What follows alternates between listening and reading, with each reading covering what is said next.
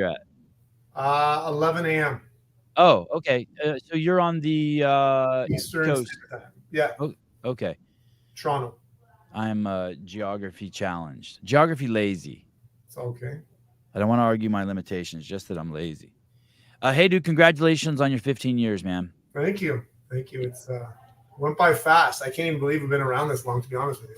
You look too young to have 15 years of experience. I like to tell people it's CrossFit that made me look young, believe it or not. I turned 40 a couple months ago. Oh, my goodness. Yeah. Hey, and you were at the games this year? I was. Did you compete? Definitely not at 40. No. Okay. Well, I've competed. I've actually been to the games before. Been to regionals from before it was even regionals, when it was like sectionals in 2009, all the way up until 2018. Then I had shoulder surgery, and then whatever. But yeah, no, I've been around it. But I was actually working for a software company.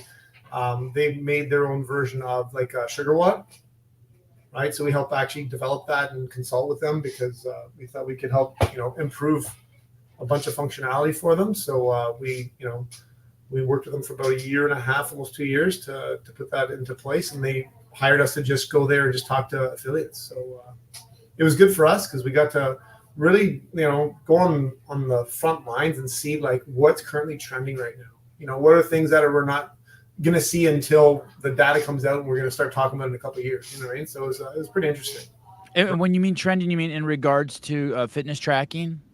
No. I mean, like, just how's CrossFit affiliates doing? Because at the end of the day, I'm an affiliate owner. Like, I want to learn about other affiliates because if I can see what they're doing well, I want to do it as well, right? And then vice versa. Like, I just want to talk to them, one-on-one. Just obviously selling or helping them with the software is great because we truly think that'll help them. But just for my own sake to see, what's trending, what's going on, what are we not aware of yet? You know what I mean? As being affiliate owners, and now that I'm 15 years in it, there's a whole other stage that CrossFit hasn't been exposed to because it hasn't been around that long. Like as an affiliate owner, right? So it's kind of it's interesting, we'll say. Let me get. So when you say that, I start coming up with. By the way, the name of your gym is the name of your gym Cristini. Cristini Athletics. We rebranded Cristini Athletics, but our affiliate is CrossFit Markham and CrossFit East Woodbridge. We used to be actually a Reebok. We were a Reebok gym back in the day, and then we decided to walk away before everybody else started to walk away from Reebok. Is it Cristini or Christine? Cristini. Cristini, Italian. Yes. Cristini Athletics. And tell me the name of the CrossFit gyms again. CrossFit Markham and CrossFit East Woodbridge. And you have 2 locations. Mm-hmm. Wow. And how close are they? We're part of the GTA, so the Greater Toronto area. Like Toronto is literally 800 meters from this location. About a half an hour apart from each other. One's on the east side of the GTA, one's on the west side of the GTA. Oh, okay. I want to go back to what you were saying about being there and kind of like getting on the pulse. So like I thought of 2 examples recently. I was talking to Souza recently and he was telling me like how he was running ads on, I don't know if it was Facebook, let's say it was Facebook, and he was using some ads with the word CrossFit in it and some without, and comparing the differences and then comparing that to the cost of affiliate fees and how many clients he could bring in versus the affiliate fees. And he's kind of running some stuff to some experiments, right?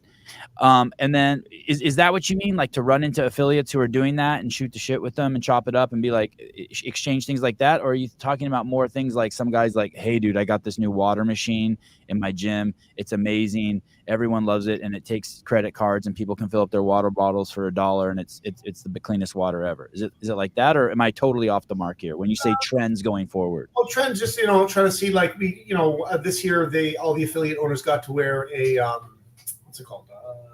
What are they called? A shirt. No, those little cards. Lanyard. Lanyard. There we go. And then if you had a gold sticker, you're a 10-year or older affiliate, right? Which is that's cool. So obviously seeing them like, oh my God, congratulations, because that's a big deal, right? Yeah. Well, there's not a lot of OGs, I don't think, out there. And I started asking, that's amazing, 10 years, your original owner, like, no, we're not the original owner. What do you mean you're not? oh, we're the fourth owner. I'm like, you're the fourth owner in 10 years. And then, you know, starting to ask another one, oh, 10 years, tell me the original owner. They look at me like I got four eyes. I'm like, you kidding me? And then more often than not, everyone who's a 10-year affiliate owner is not actually a 10-year affiliate owner. They've been like 2 times or 3 times or more. So typically we're seeing a trend. They are getting burnt out, realizing the money's not there, and then they fall off, right? And it was more common to see that. I met 2 people, and I talked to well over 100 affiliate owners because we had to collect, you know, emails from them for, you know, for the app. The app, right? What's the name of the app? Tell me the name of the app. It's called Fit Builder, right? Fit Builder. Okay. Powered by Wellness Living is like a software company. It's, you know, similar to like Zen Planner. Okay. Right. Okay. So go on with your story. So you talked to over 100 affiliate owners as you were collecting these emails and the 10-year affiliate thing. The whole weekend, from my experience, I talked to 2 people. One was an original owner for 10 years. Oh, sorry, 15 years. And another one was an original owner for 17 years. That was like, holy shit, that's OG. And wow. And you know they're OG because, you know, they know everybody, right? So it was awesome. Like, man, like they took their L1 from Greg when he took. Yeah. When he that was the first thing I said. I'm like, so Greg was your L1? Like, yeah, obviously. Yeah. Right.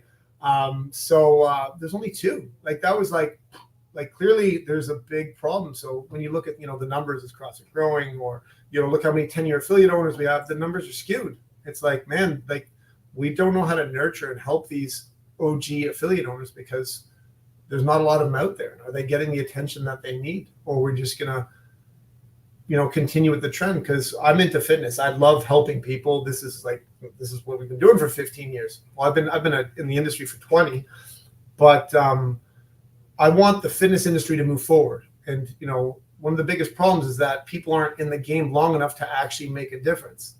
Right. So what happens is that these new affiliate owners are just repeating the same 5 years that the last affiliate owners did until they got burnt out or until their lease is up. Right. And it just keeps going over and over. And the problem with me is that I've been around for 15 years. They represent what I represent. Right. I don't want to be held back there. I want CrossFit or, you know, fitness in general to take us another step forward. But it's hard when no one's staying in the game long enough. Right. And, you know, you start contemplating, like, why are all the people that I know from back in the day not in this? They're, you know, brokers of some sort, you know, real estate agents. They've gone to other aspects of, you know, work. And I'm like, maybe there's something wrong with me. Maybe it's time for us to leave, or maybe we're doing something right. Right. You start, you know, contemplating, like, why am I the last one standing? Like, this is not normal. And it's not a good feeling. Right. It could be, but it's not what I want personally. Chris, I want to go back to you in that line you said,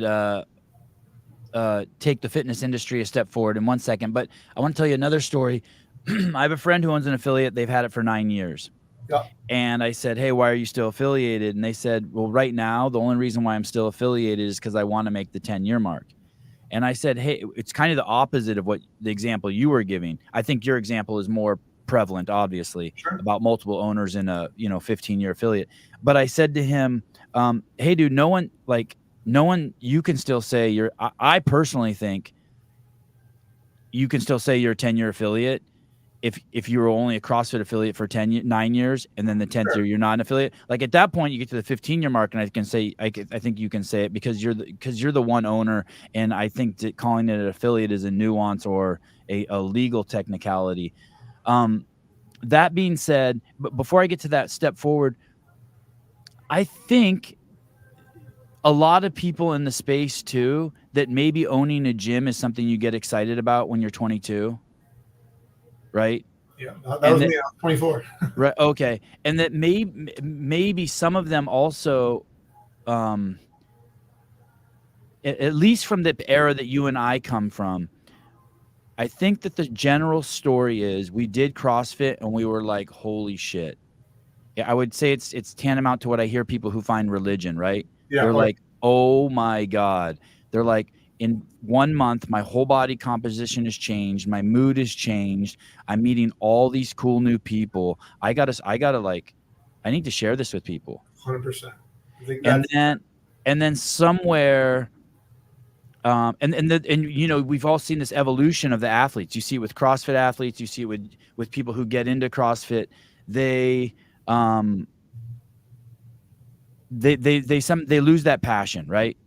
For sharing it, or they want something else, or I think even more realistically, you touched on it, they want more money, right? You're making $32,000 a year, and you realize to have a family in California, bare minimum, you need $382,000 a year, or else, you know, and then you're going to be driving a minivan.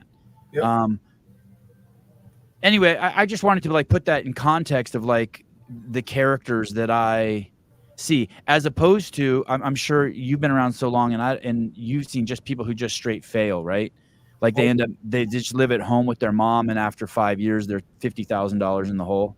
Yeah, no, it's more similar than not. Everyone has the same story, right? It is, okay. Like there's 3 stories, and those are the ones. Yeah, like back in the day, I started my parents' garage. Not knowing what I was doing. Like I was, you know, obviously in the fitness industry, I was a manager in a big box gym and all that good stuff. Started my garage because there's nowhere else you could go, right? So I got to do that OG phase and, you know, start off with like small investment, and then, you know, build out to, you know, one location into another, and then upgrade my location to 6,000 plus square feet, blah, blah, blah. Now it's a big investment, and it's a different game where you need business sense. You can't just be passionate like you were before. Especially most affiliate owners, when you talk to them, what's the number one problem? Real estate fees, right? The price has gone up, so everyone's rental fees have gone up. Like in Toronto here, has been nuts, double. But when we jump on the Canadian affiliates talks, everyone's like, all the old OGs, like, yeah, our rents have gone up like crazy.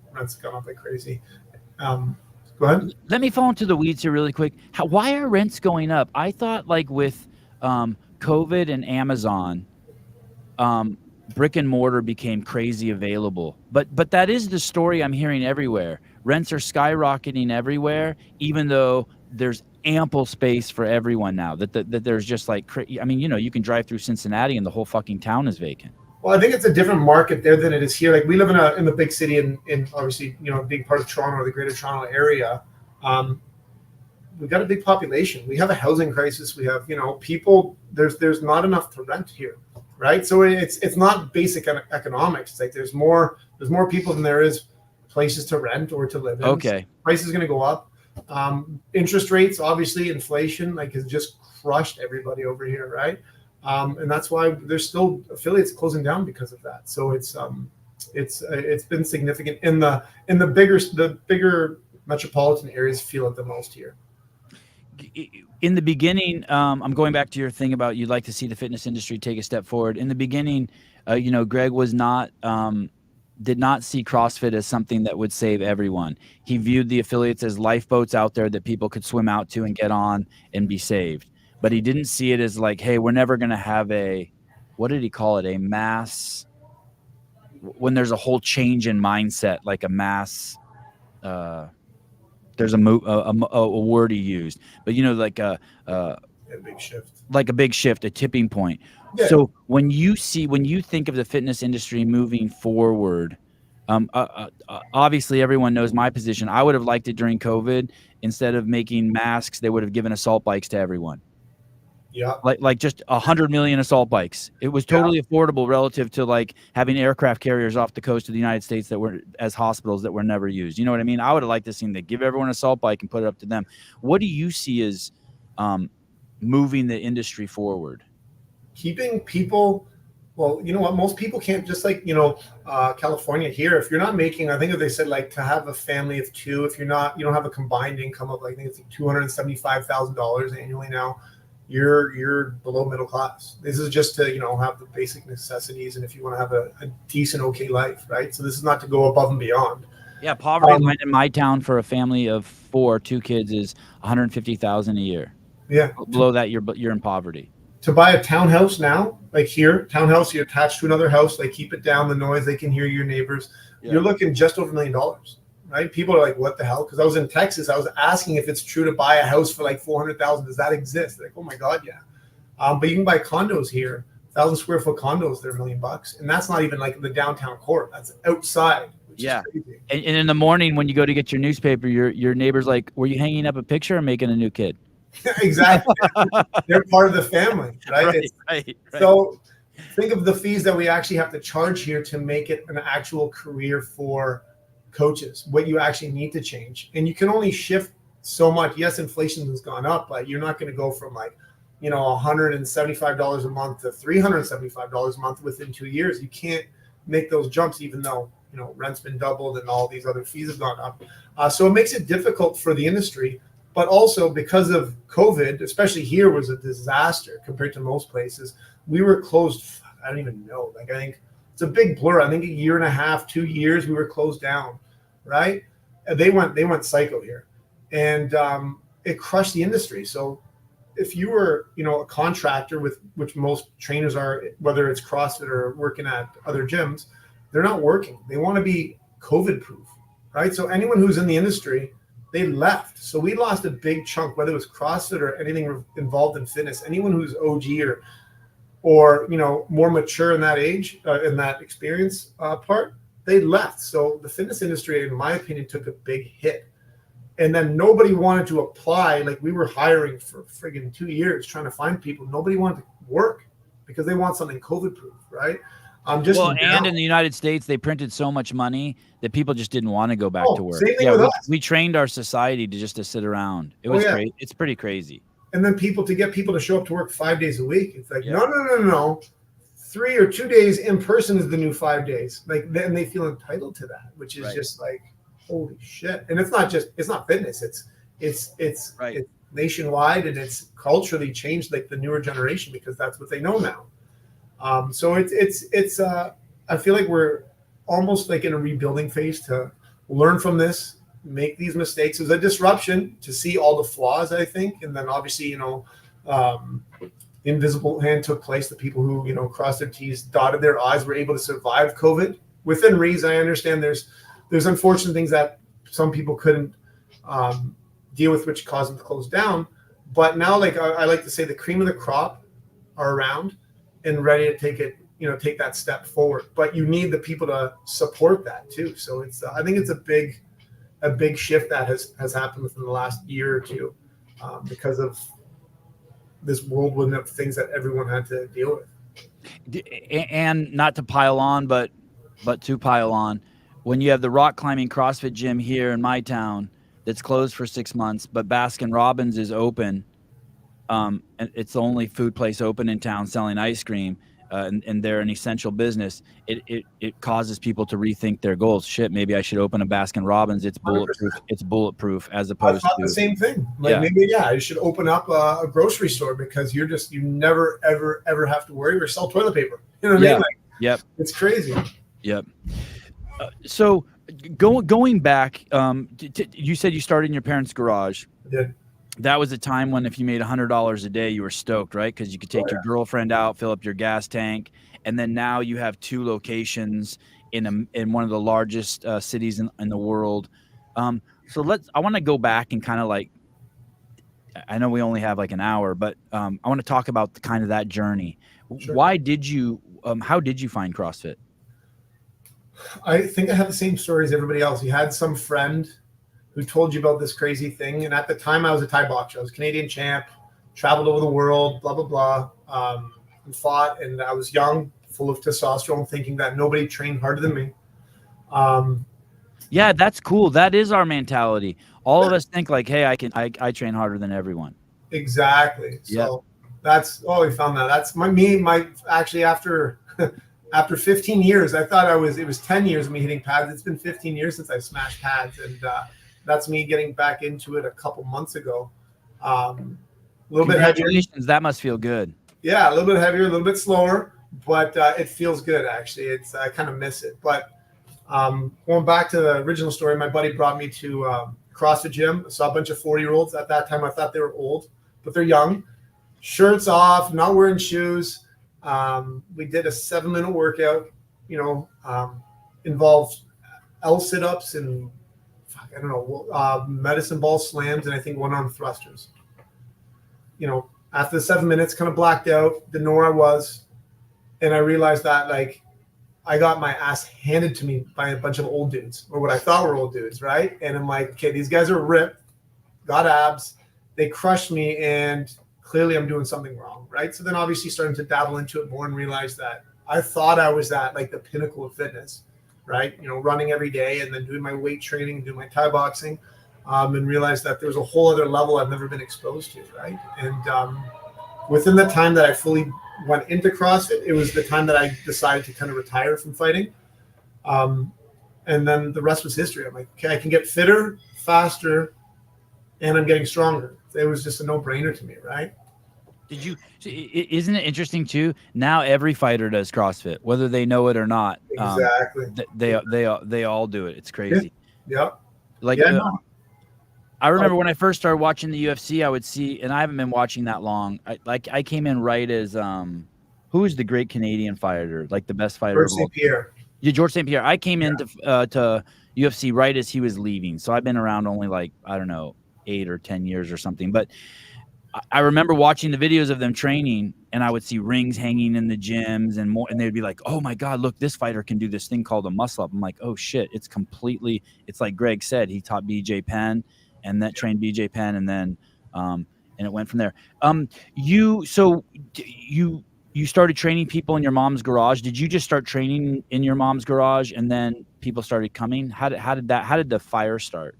A couple things. I was already working. I was already in the fitness industry, so again, a big box gym, like teaching people to fight, like holding pads and stuff. No, well, I did that too. I'm kind of all over the place. I had I'd rent out a studio, and then I would teach at another studio, Thai boxing. But I was a personal trainer, like regular personal trainer. I was a manager for personal trainers as well. And they had this amazing space, this place. It was like a lifetime, right? And I had this space, and I wanted to implement CrossFit in there. I gave them a whole business plan, blah, blah, blah. And then next day I see that the owner ended up giving the whole space to his buddy who put in a boxing gym for free. So I said, you know what, I was kind of pissed off, and I was doing little like mini seminars of educating people about CrossFit, and I was doing it with my clients. And most people are looking at you like, why are you having a seizure on a pull-up bar, right? So obviously it was kind of different. People weren't used to it back then. And then people more intrigued. They say, you know what, let's do it in your garage. I was like, you know what, I'm going to start in my garage. I started with one person, two, and then we ended up having a membership base of 27 people, paying monthly. It was like $150 or 130 or 150 bucks. And I knew that they had no other options. Like, you can't go anywhere else because it doesn't exist anywhere else. So this is in Toronto also? This is in the Toronto area? Yeah, the greater Toronto area, yeah, in Markham. So yeah, people ring the doorbell because we were on like Yellow Pages and Yelp and stuff. They were confused. They're like, I'm looking for a CrossFit gym. Open up the garage, like, here it is. And then the rest was history. Started going from one location to another and grew that way. How many locations between your two gyms have you been in? The Markham, we started in the garage, then we went to like a 1,600 square foot place, and then we graduated to a 6,000 square foot place. And then the one that I'm in right now in Woodbridge, it's 5,500 square feet. We just opened up here and stayed here. The reason why we opened up here was because Reebok Canada was down the street, so they wanted like a flagship gym when they moved from Montreal to Toronto to Woodbridge. So that's how we got started in this location, actually. So we partnered with them. Are both your gyms like originally your gyms, or did you own one and then purchase one that was failing? No, they're ours right from the beginning. Wow. Yeah. Is that an uncommon story, Chris? I feel like more commonly I hear someone has a gym, and then like the gym next door is 2 miles down the road is selling and they buy it. 100%. It's people stepping in because they don't want to lose the community, right? It's not even like they might have money. It's like, this is not my real job. I'm just going to put money in to keep it going. And we want the community together. And I have my real business or my real job that's going to kind of, fund this passion project.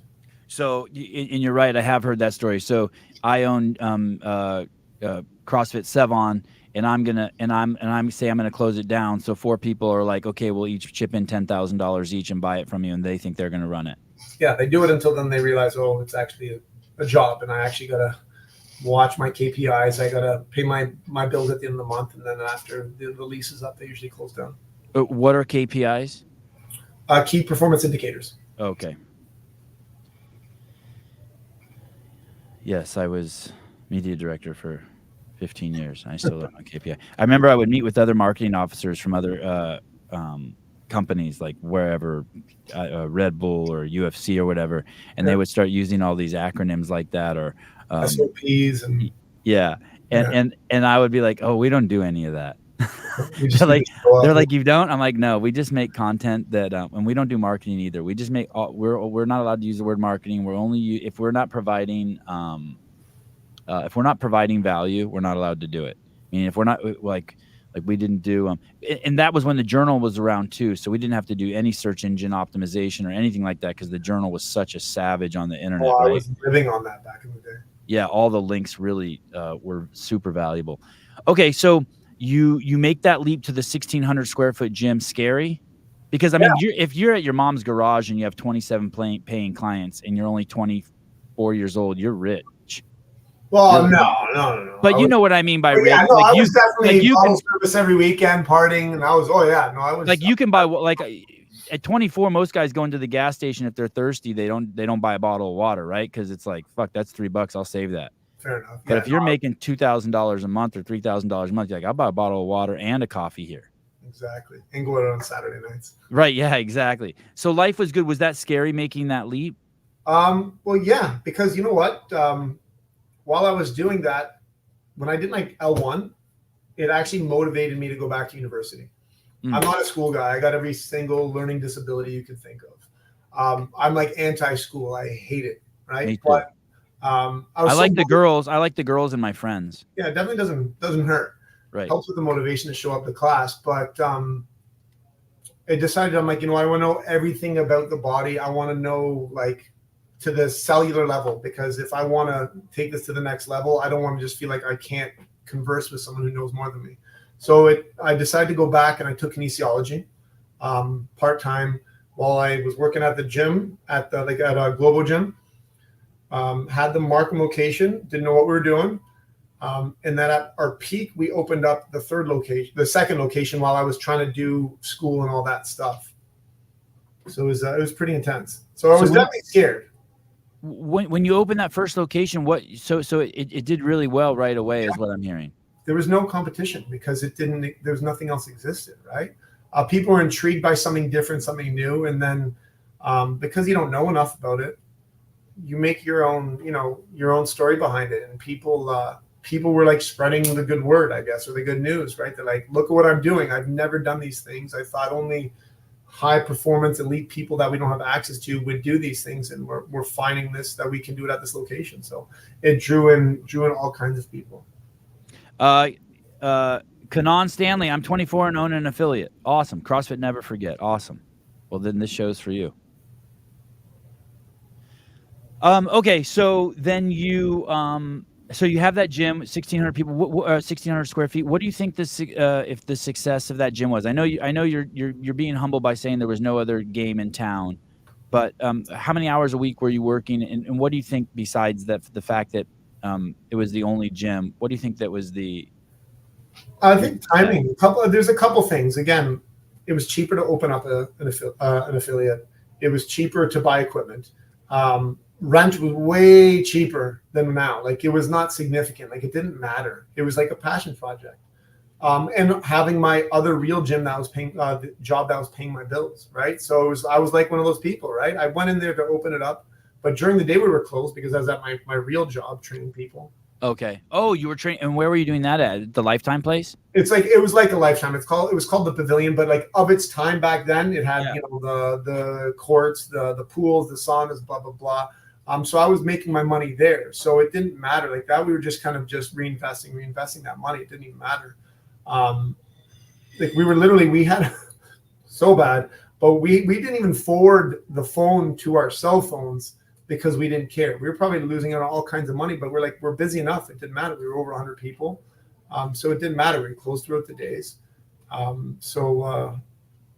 It wasn't. We weren't business oriented. Let's just say. Was the goal to get out of your other job and make that gym your full-time job?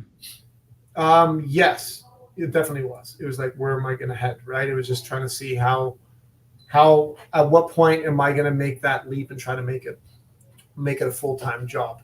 Right. But also going into doing that I wasn't a business guy. I was a fitness guy, right? I knew everything about fitness, but I didn't know, at what point is a good point. It was actually me, my mom, and my brother who were running the place, right?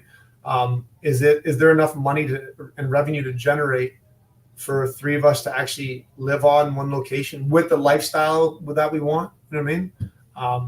So we didn't know. So we're like, let's just keep doing what we're doing until we're forced to make another step where we feel the time is right.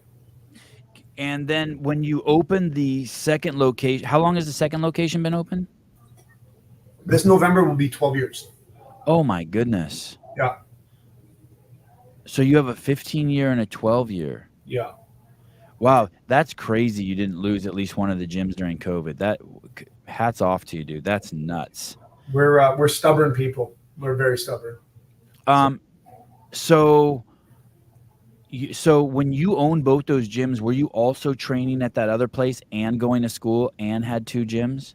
At my peak, yes. That would lasted about, when I had that all happen at once, that lasted for about 3 months because I was on like coffee, adrenaline, and I was in no sleep.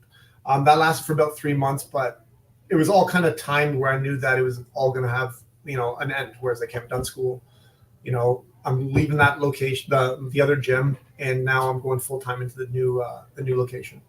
Do you have partners in the gyms? Me, my brother, and my mom. Just the three of you? Yeah. Wow, and they're still involved also? Yeah, yeah. Wow, that's cool. And then you, how many kids do you have? I have 3. And you have 3 kids. And what's your oldest? He's 9. Oh man, you've had a busy 15 years. Yeah. I think it's a personality thing though. I've never been able to just sit down and you just go. What a full life. And that must be great having your mom around she must be ecstatic with 3 grandkids. Oh my God. She loves it. Sometimes when I go pick up my son who's at the other location training, she's there watching the grandkids, and it's nice. You really got that family feel. But I also think because we have that as part of our core values of who we are and family, that's why we're still around today, because that's our extension of our family is our community, right? And we tell everybody, welcome to the family when they're a part of Cristini Athletics. So world champion, so professional athlete, turned CrossFitter, then went back to school to learn more about the human body, how it functions. But what about the business side? Did you ever did you ever go back to school for that? Who taught you that part? Self-education. Me and my brother were like, okay, clearly we're missing something. We're trying to see like, how come we're not growing? We don't want, the next 5 years to be the same thing as the first 5 years. We're looking at, because, once you start looking at your KPIs, you're looking at certain numbers, like, okay, this is not enough. What are we got to do to get to that next level? The good thing with us, with training and, building programs, those principles are the same thing in anything involved in life. You want to get to the next step, something different has to change in order for change to occur, right? You can't keep doing the same thing and expecting, different results. Okay, like, let's not be ignorant here. We don't know how to get to that next level. What are we going to do? We're going to have to educate ourselves and then, find different people. And throughout the years, we did different programs. We did, remember Barbell Business with Marcus Guersey back in the day? I don't. No, he had. What was the guy's name? Marcus Guersey from Barbell Business. What year was that? I don't even know. 2010, 11, maybe even older. I was too busy filming the Tahoe Throwdown. Okay, right on. Yeah, honestly, with the Innovate shoes, right? Yeah, that was what were the names of those companies? Rogue versus Again Faster. Yeah, that's right. I forgot. Now I lost my thought. I'm thinking. Oh, we were talking about Barbell Business. So the first person you were at a stage and you're like, oh, who's this Barbell Business guy? I'm assuming you found him on the internet. Yeah. Like, what can I glean off of this cat? Exactly. So we worked with them for 2 or 3 years and then realized that they were great at the time for teaching affiliate owners that have been around for 5 years. Anything past that, it was just redundant. We felt that we outgrew them, and it was pretty understood that we did. From both parties. And then we tried, a couple of years later, we tried Mad Labs. He was friends with Greg actually at the time. I don't know. Was that a European company? No, No. they're from Canada, from BC. Okay. Oh my God! If you The guy who was in Vancouver, the wild Yes. dude, Yes. Patty. Exactly. Yeah. Oh, that guy had a business Yeah. course. Yeah. So we felt that it helped Wow. for the time that we were with them. You know, you can learn something from everybody. You know, and we worked with them until we felt that, you know, we needed to continue growing. Are they still around? Yeah, they're still around. Mad Labs. Wow. Mm-hmm. I didn't know he had a Is it Mad Labs School of Fitness? Exactly. Wow. I had no idea that he had a business like this. Yeah, he actually helps coaches like graduate like in a accredited program that's, you know, recognized as getting like a college diploma. Like recognized by the some government organization in Canada. Yeah. Wow, crazy. Okay, so you went to them. You know, we learned a lot from them, and then, you know, now in a different stage in life, and we feel like we're you know, we know a lot more, and we're just, you know, trying to see who we're going to be working with. We're working with a couple people right now. We're talking to them and seeing which direction we're going to go with, and just going from there. You mean you're working with another outfit like? We've been talking to a couple different consultants, right? That we see as a good fit for us. So this way we can take it, you know, a step further, because I think at all points you're never too good for a coach, right? If I said I was too good, I'd be ignorant. It's like me telling our clients that, you know, you don't need a personal trainer, you don't need a coach, you can do it on your own, right? You can only go so far, but for you to take yourself to the next level, you need to be with someone who's actually been there, right? So this way they've been exposed, they know the secret sauce, and they're going to be able to pinpoint unbiasedly what you're doing wrong, right? Chris, are you for these, when you interface with these groups like Mad Labs and Barbell Business, are you the guy from your gym who interfaces with them? Me and my brother. You and your brother both? Yeah, we do everything together. Yeah, absolutely. Is he older or younger? He's younger. And how much younger is he? He's 6 years, but sometimes you'd think he's actually the older brother. Gotcha. Yeah. And you know, somewhere in the United States has to be, or somewhere in the world has to be the most successful CrossFit gym. Yeah. Right? I mean, somewhere has to be, there's the gym that makes the least amount of money, and then there's the gym that makes the most amount of money, right? Yeah. And I don't say that like there's necessarily that there's a goal, but it wouldn't hurt to be at the top. But at some point now, you've had so much experience that you must feel like you're one of the thought leaders in that space. Oh yeah, just through experience, right? You've been around long enough, so when I talk to certain affiliates, I already know what they're doing wrong. I know what they're not doing, or what they should be doing, or what they're doing, but don't realize that the intention isn't there. So they need to just fine tune different things, because either I'm doing it or I've made the same mistakes, right? It's not because I know everything. It's just that I know what it's like to not do it, and I know what happens when you do it. And I see all of a sudden, oh, more money's coming in, or my retention's better, people are happier, people are working for you longer, right? And that just comes through experience. The Two Brain guys, I heard some crazy stat from them. I actually heard Don Fall say it, that 90% of their clients make more than they spent on the business. Meaning, if you spend $5,000 with Two Brain, you end up making it pay for 90% of the people. It pays for itself. Yeah, well, if not, they wouldn't be a business, right? Like I know Chris really well. He's awesome. All the things that he's doing. He's more organized than most of the people that I've talked to be honest with you. The way he has a system, one thing that I like from them is that they have a map of how they plan on helping your business. A lot of times when you talk to consultants, they go like, let's just talk about it. Let's see how it goes. And we're going to, as things go on, we'll figure things out. But you want to have a plan, because then after you fix those plans over the first 6 months, what's the next 6 months looking like? What's the 6 months after that looking like? If you can't explain that to me, why am I going to be working with you, right? And they're pretty well thought out with their systems and organization for what they're offering. Can you give me an example of this map? Like when you said that, I kind of pictured a flow chart. Yeah, pretty much. It's like these are the stages based on, you need to focus on, the basics. Could be like, let's see your website.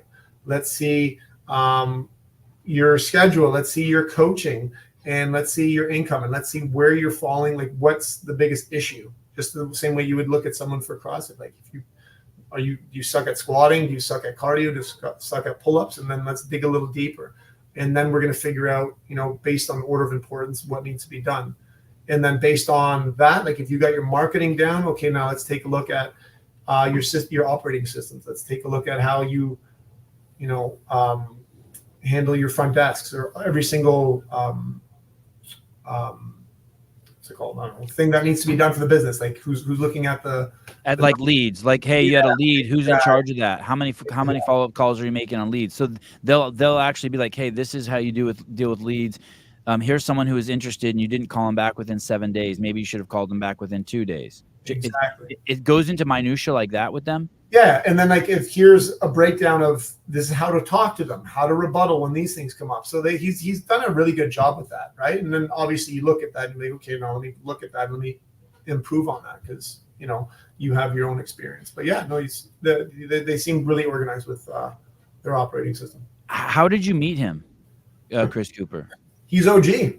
I have my first CrossFit competition. It was in 2008 or 2009. I just showed up. First time ever. It was at in Toronto. We did a workout. He has a video, or we have a video of each other doing a workout beside each other. I didn't even know until he was actually on one of my podcasts a couple weeks ago. I was like, shit. What year was that? 2008 or 2009. Wow. Okay. Oh, so you had him on your podcast. Okay. So you really know him. He did a bunch of, and when he was working for HQ, he did a bunch of articles because I used to be at regionals every year, right? And then he did an article on my wife. He did on my father-in-law. He did on my mom. He did on everyone and published it for HQ. And so that was when, if it was 2008 or 9, that's when there were like very few gyms. You probably knew all the gym owners, or everybody in Ontario. I knew everybody. It was like, even the people when I used to compete at regionals, like it was just meeting up with friends. Like, oh, okay, it's these guys and blah blah blah. So we shoot the shit, and it was a great time where it didn't feel like a professional sport like now, right? Hey, does the way do you operate both gyms identically? No, we don't. Different spaces we allow us for different options, with programs they will offer, the amount of programs. One has is 500 square feet bigger. The way it's spaced, we can have we do like semi-privates, right? So we have groups of 2 to 4 groups of, whether it's CrossFit training or if it's sports specific training, right? We can do a bunch of those. Or have 2 classes going on at once. The other location, it's just personal training going on and just a class. We can't do semi-privates and whatnot. It's a little bit different space. When I'm gonna come back to that about the 2 gyms in a second. When you started, how long before you went to your first coach, this Mad Lab guy? How long? Oh, Mad Lab. Not Mad Lab. Barbell Business. How long? Honestly, so many years now it's happened. I want to say after maybe 3 years. 3 years, maybe. Maybe 4. I don't know, 3 or 4, maybe. And would you recommend someone go sooner? I think the reality that we see, the current trend that's over and over again, people are going into CrossFit because they want to change lives. They want to make a difference. They want to impact the world. And they want to go to heaven. Okay, they're not going because they're like, I know business principles. For some reason, because we're doing a good thing and we're so passionate, business principles don't matter. People are gonna just throw money at us, right? Right. And that's so far from the truth.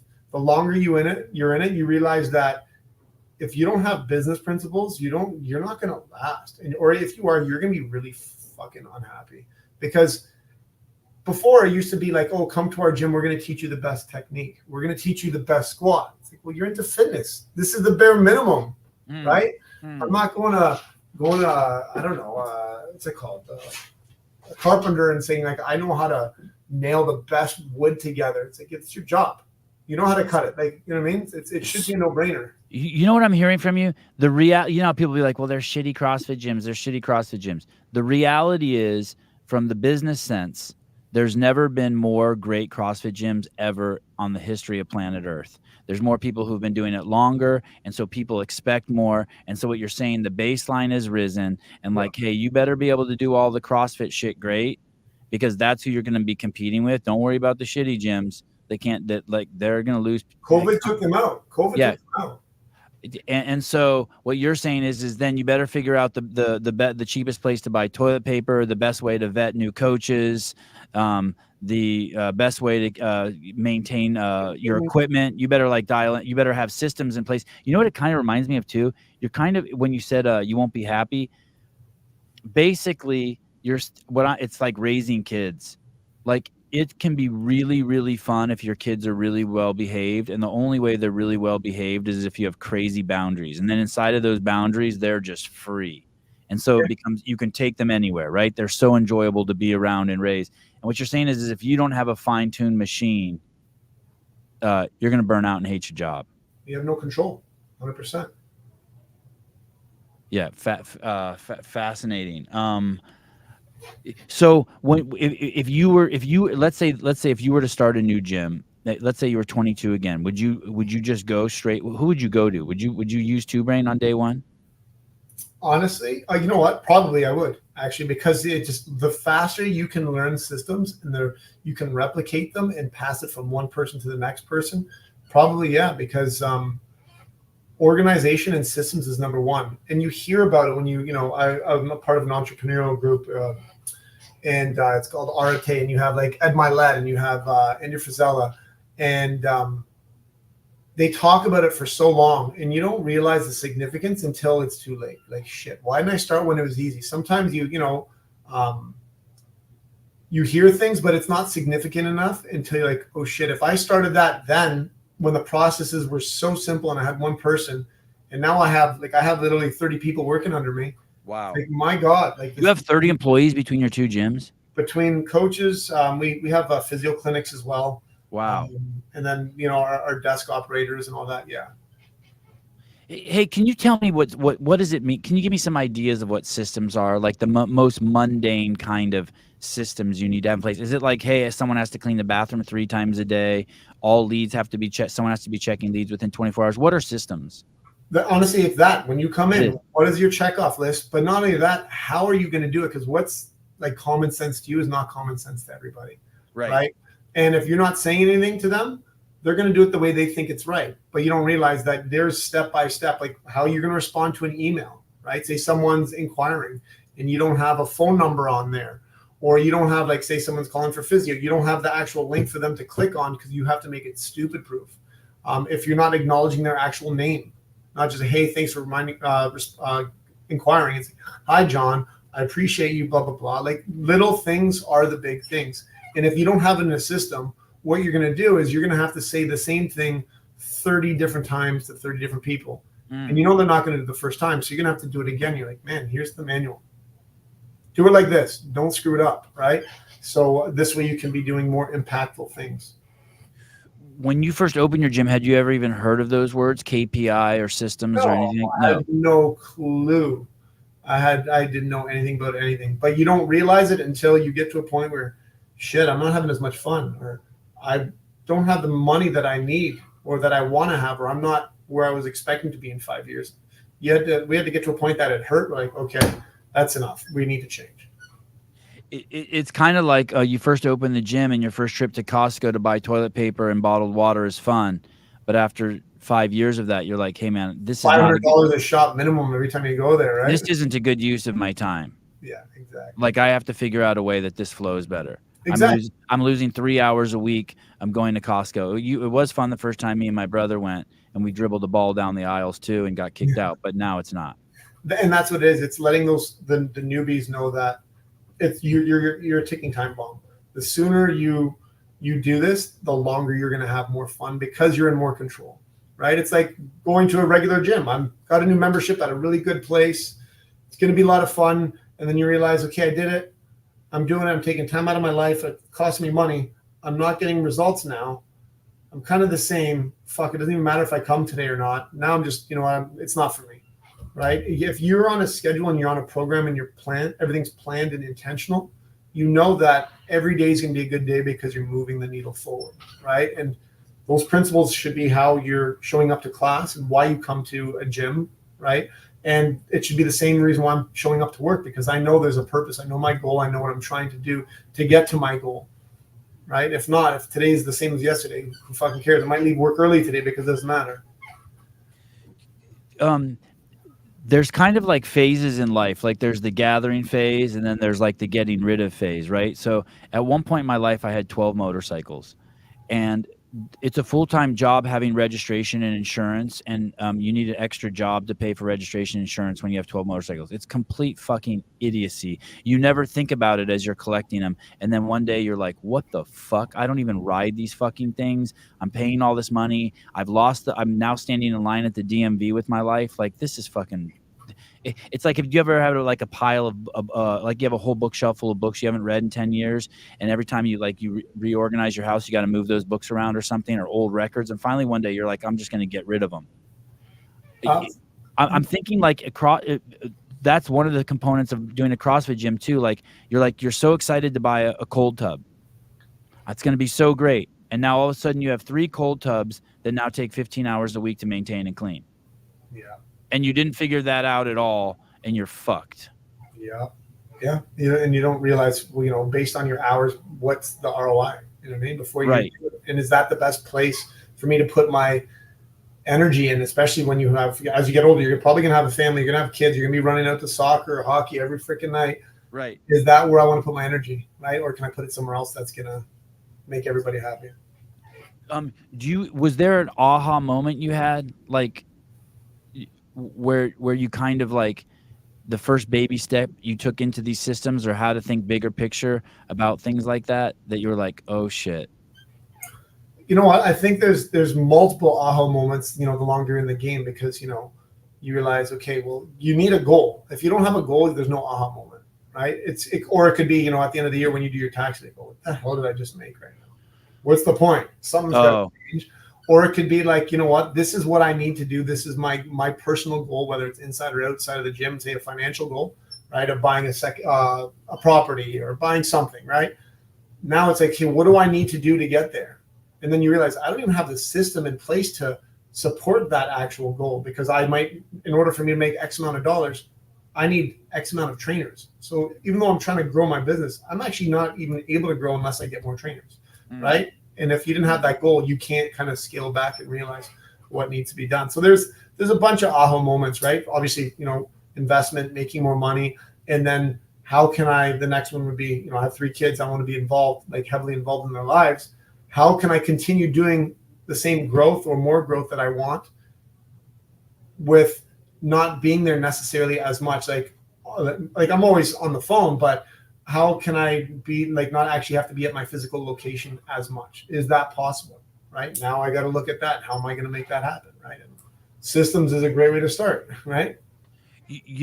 What's crazy about your business is, you can't. A gym with 30 people out of your garage is pretty fucking cool. Yeah. But you have 30 fucking employees. You can't even be the point of contact for all your employees. You just don't have enough time in the day. Exactly. It gets overwhelming. And then again, systems is one of the ways to take care of it. And it's not an everyday thing. It can't be, right? You have to be kind of organized and know when to talk to who, and organize that. How many direct reports do you have in those 30? How many would come directly to you if they had a problem? Like, and by a problem, I don't mean like something crazy. I mean just like day-to-day minutia. I'd say like 10 to 12 at the other location. Wow. A couple more people. But the things don't come up every day. That's why we look at our KPIs, because if I see something significant that's off kilter, I'm like, okay, let's nip it in the butt before it becomes an issue, right? So you can monitor that, and then you might have a couple people daily to come up to you and talk to you, so it's not overwhelming. Wild. if you were to, do you like the way you started? You think that's the best way to start? Like if someone wanted to open a business? No. No, absolutely not. I would have some kind of consultant. But even I'm talking about before we get to, I got you on that part, but I mean, just like in your mom's garage, like do you like that OG? Like, cause I used to just train at the park, and within like a month, I met like 10 random people down there at the park who were training with me. Oh, and no, I wouldn't change it. Like, I think I'm lucky that I was able to do that, because I don't know if you could do that now. Right. But especially with the competitions, before there was no competition. Okay. Like for us to be able to do that and have that experience, I thought was amazing, because you get creative. It teaches you how to deal with your space too, right? How can I deal with, what kind of equipment do I need? What's not going to take up the most space? How am I going to schedule and pick my programming according to my space based on the amount of members? So you get to do this at a small, like something that's not significant, because you need to think about those things when you own a box, right? And then you're able to, neighbors complaining, parking. Oh, they sat down on their porches and just watched the mayhem. They thought we were nuts. They loved it. Yeah. Oh, when they did. We left. They actually told us, like, we miss watching you guys. We miss the crazy music. The community's a lot quieter because of it. So no, it was welcoming, which is great.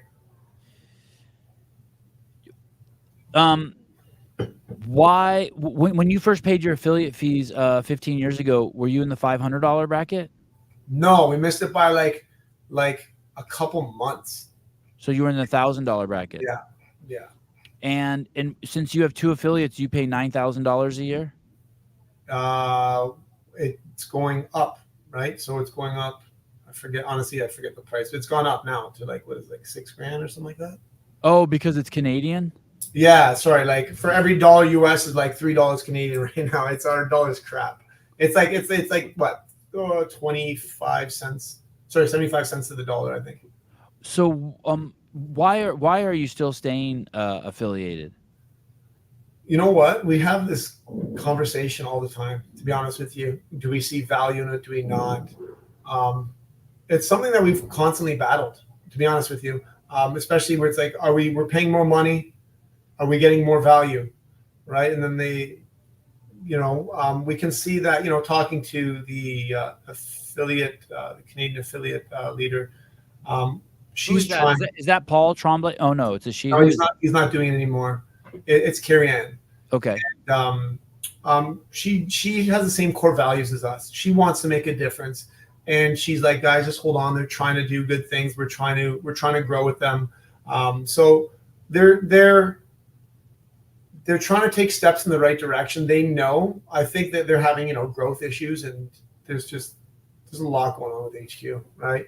But we're like, you know what? Let's try it out and see how things go. Like, it's as long as we see change, right? And that's one of the biggest things we said to her. And she's like, listen, she hears us, and she's said, let's start, kind of jamming together and see if we can create more value for the Canadian affiliates, right? So the fact that she's willing to try her best to do more, I'm like, you know what? I respect that, and I think that we owe it to them and ourselves, because we do believe that the methodology of CrossFit works. Like, you can't, it's undeniable. Like, I'm unbiased towards fitness. If you show me something that's going to get me fitter than CrossFit, I'm doing it. I'm not biased because, like, oh, CrossFit's the best. It's just like, I haven't found anything else that works better. I really haven't.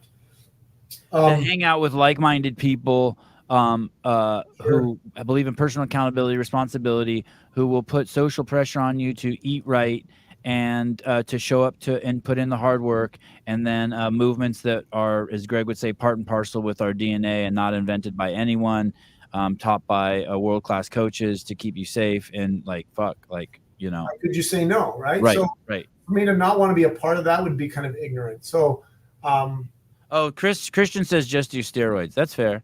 That would help. That would definitely help. Quick returns. Oh, there we go. Look at those delts.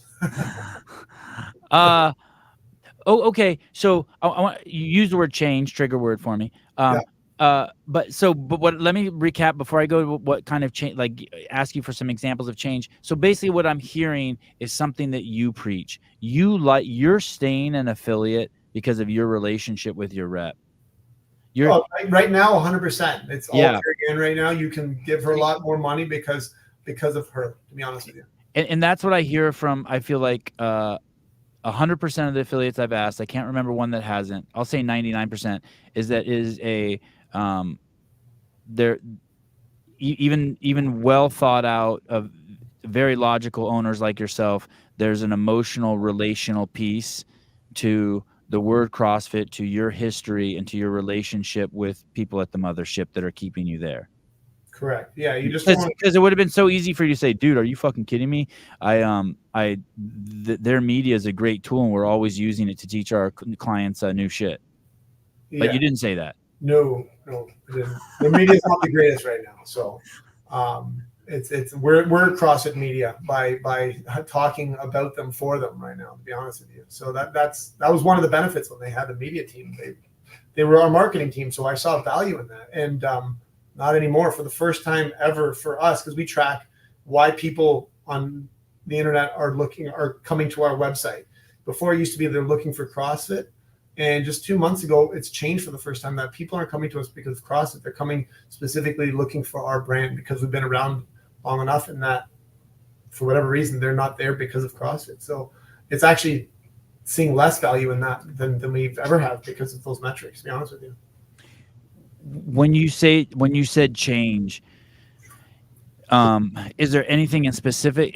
Are there some things that you have in mind that you'd like to see them do differently, CrossFit HQ? I think right now the change that they're providing, I see Carrie Ann going above and beyond. She's trying to do extra meetups with affiliate owners, on her own time, to discuss like how we can create more. How we can strengthen our community, but also her recognizing that I think there's a big gap with, if I'm an affiliate owner, 10-year affiliate owner, and I see CrossFit's trying to do cap and trying to do those things that were working, but not really. That helps the newer affiliate owners, but what about the OGs? What value providing me? Do we not matter because we've been around? We don't need help. It's the same thing if you're a 10-year member. You've been around long enough. I'm actually just going to forget about my most loyal person who's been showing up. It's like, no, I need to find ways to show more value for them to continue staying. And then if you're like, I can't help you because I don't actually know, that's when I'm like, okay, I'm not paying you anymore because you're not providing any value.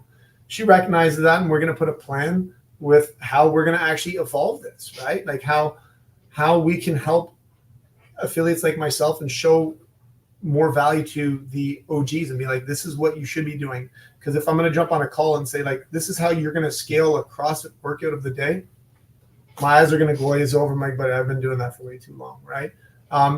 But you don't know there's a problem until you know, right? And she's aware of that. The OG affiliate owners in Canada know that. The more we talk, the more we realize that there's something needs to change. And hopefully we're still around and to make it to our 20th year. So the parallel I'm seeing in the example you gave, I'm not going to let you off the hook that easy though. I'm going to circle back. Is that you'll be standing next to a client who's been at your gym for 3 years, and you'll hear them say to another client, "Oh my God, I can't believe your abs." And then maybe later when they're walking by the bathroom, you'll say to them, "Hey dude, I heard what you're saying about the abs. I know, doesn't so-and-so have a crazy body? By the way, that's all nutrition. And if you want any help with nutrition, I'll help you, and we can start working, and you can see those abs, and you can try it out. We'll switch up your diet a little bit. I can help you with the diet plan, and you can get abs." You're saying that's adding value to someone who's been there for 3 years, right? You hear something that they want, and then you service it, right? Correct. Yeah, we have. And you're saying that CrossFit's not doing that. They're like, they would say to that client, "Hey, just come to the gym twice as much." And we all know that that's not going to get you the abs.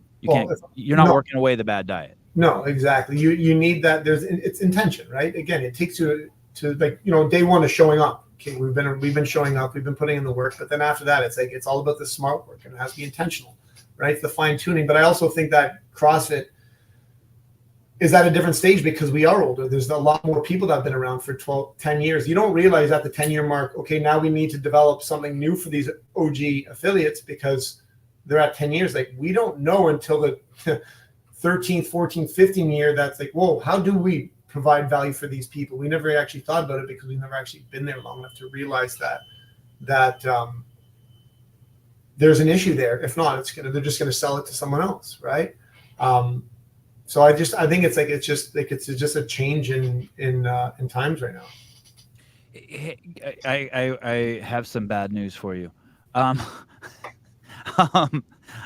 do you think that in the consulting space, do you think Chris is the best to bring? I think he's one of the best for sure. Okay. He's the best. I don't know because I haven't talked to everybody in the space, but right now, like he's got his T's crossed and I's dotted. So, I definitely give him a lot of respect. Okay. For sake of argument, let's say he's the best. Sure. Just for the sake, doesn't matter. Or let's say whoever's the best. So let's say that that box has been checked, right? And then we know the methodology is the best. Sure. Right. So that box is checked. And I remember Craig Howard saying, all we want from HQ is just not to fuck up the brand. That would help. Right. That would help. I don't think so. When we had Greg Glassman at the helm, we had someone for 15 years who just keep reiterating the vision over and over, but with different words, right?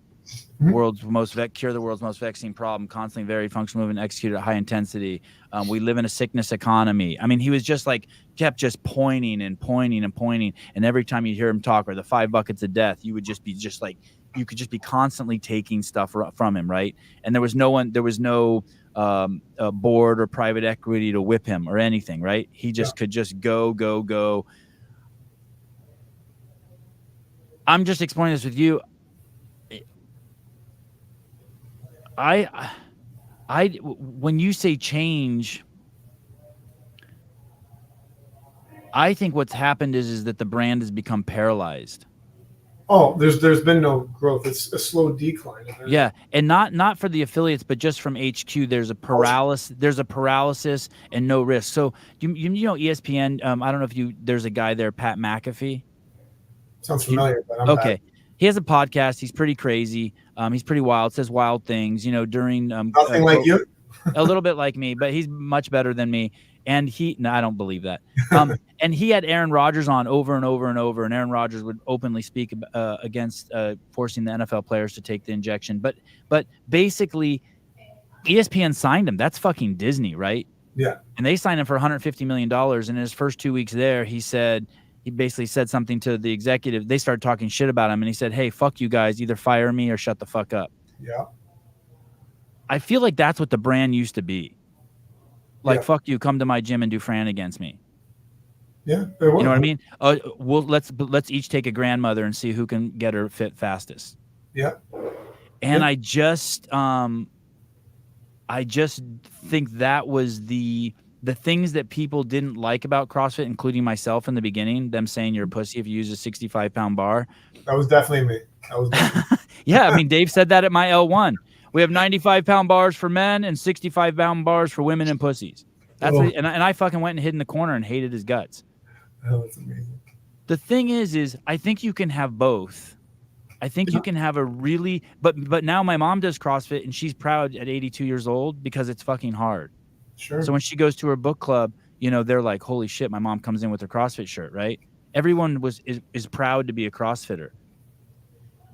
And I just feel like the herd's going to have to get cold a little bit to get back to that. That kind of I don't know. I just think it's I think the change is in. I don't think that there's any. It's like Greg said, the cat's out of the bag, and and all the affiliates are just paying a loyalty payment. And so basically, just the brand they have to go one way with the brand, whatever it wants to be. They could try to go the opposite way too, just go full curves, right? Mm-hmm. Yeah. Do you have any thoughts on that? I mean, because some people be like, Sevon, you're so inconsiderate. The affiliates can't handle that. You're going to push away so many fucking members if they go that hard. I don't know. I think it's just I don't know. From what I see, it's like because there's the direction's not the same as was before. They're trying to not change or they're not trying to elevate CrossFit, and I don't think they know because they don't have direction. Maybe I don't know what it is. Because I'm sure it's different when you have people like a board of saying like, let's just not tip the boat over here if our numbers are the same. Let's just keep everybody happy. But if you stay the same, like working out, you slowly fall behind. You don't stay the same, right? Yeah, I think that is it. They're trying to keep everyone happy, and I don't think they're going to. And It's like these people, you know, who have 2 million followers and they never post anything of substance because they're afraid if they post something of substance, if they don't walk that tight line, they're going to lose some followers. Yeah. And then eventually you just scroll past their shit, and then eventually you just unfollow them. You're like, this is just bullshit. Yeah, there hasn't been a big significant change or anything that has strengthened the community other than the affiliate owners themselves. Right. Not necessarily that it's a bad thing because it gives you an opportunity to take control, but you're speaking on their behalf. Like, people used to come because they used to see media. The information that they put out was great. Right. But now it's like you see more shitty information by, you know, big media companies about CrossFit. The only thing you see good are the people that are actually doing CrossFit and affiliate owners, but it feels like you're paying them and they should be putting out that content because every time, like, you know, the games Netflix movies came out, that was one of the best things for CrossFit. Oh, I wanted to do what they're doing. People would flock to our gym. I'm so intrigued. I want to do this. Or I saw them posting this, or, you know, with the media team and the movies were freaking amazing for our affiliates. But once those stopped, people stopped coming in for those reasons, right? We saw direct investment because you're showcasing what you want. You're controlling what you want people to see from CrossFit, not just what people put out there. Because even still, people put like, oh, look at my ripped hands. I don't want people to see that because they're going to be like, I don't want to do that because I don't want my hands to rip, right? Right. So the direction is I don't even want to say it's changed. There's just nothing happening right now, right? I just Googled push-ups. So when I worked there, the whole goal was to make so much content of value that if you looked up push-up, pull-up, muscle-up, it was always a CrossFit video that came up first. Yeah. Now I just typed in push-up, and it's calisthenic movement is the first video it suggests. Then a video from National Academy of Sports Medicine, NASM, and then the third one is from something called Athlete X. So let me type in now pull-up. And the videos are from fitness FAQs, calisthenic movements. So they've lost the mantle on the search engine. When before it was all CrossFit. Yep, I remember. And what's interesting is I think before we just made stuff that added value, and now they are actually thinking, what's the best return on investment? They're like, I think that they've lost their way that YouTube's the biggest search engine in the world and they have to own it with content. Yeah, it's simple. It's not that hard. Just be available for people to see and educate them and be like, it's not like you're trying to trick someone. It's like, it works. It works. Show them your mother at 82 working out. You know what I mean? Like, if that's not impactful, I don't know what is, right? Like, we have a video of this guy, Philip. He's 73 years old doing a 30-inch box jump. You know what I mean? Is that on your Instagram? It's on the Cristini Athletics Woodbridge Instagram. How far back is it? It was a couple months ago, but I don't know if you're gonna find it. There's so much stuff out there, but it's like, man, like a 30-inch box jump that's 30 or 73 years old, like that's everything to me. You know what I mean? Who cares about seeing some ripped 20-year-old with abs? Like, I expect that. Right? To be like, wow, this guy's not gonna break his hip in his 80s. He's not gonna die 6 months later because of that. He's gonna live quality life until the day he dies. Right. He's actually riding. He left today. He's riding a motorcycle up to the highest point he's allowed to from Mount Everest. I'm like, you're nuts. Wow, that is nuts. 73 years old. Yeah, you have a huge array of people showcased on here. Yeah. It's wild. Yeah, 73 on did you say a 30-inch box jump? 30-inch box jump. Yeah, it's crazy. Yeah, that is nuts. Yeah, is it further? Away. Yeah, I mean it's the opposite way, but I don't know where it is. Yeah, that's great. Hey, so what happened? What happens? You see him do it, and then you walk over, and you're like, "Hey, dude, can I film that for my Instagram?" Oh yeah, I'm like, "Can you do that again?" Because that is beyond normal. Maybe it's my other. We have like 3 different accounts. Maybe it's another one. It's okay. Yeah, it's all good. I should have been more prepared. It's not on you. No. Oh, and you have testimonials. Yeah. And you have dudes with good hair. Yes, that's me. That's my brother. Oh, that's you, right? He always has good hair. Oh, this is your brother on the right? Yeah. Yeah. Dang. Hey, did he compete also? Yeah, we actually competed together at the games as a team. 6 years younger.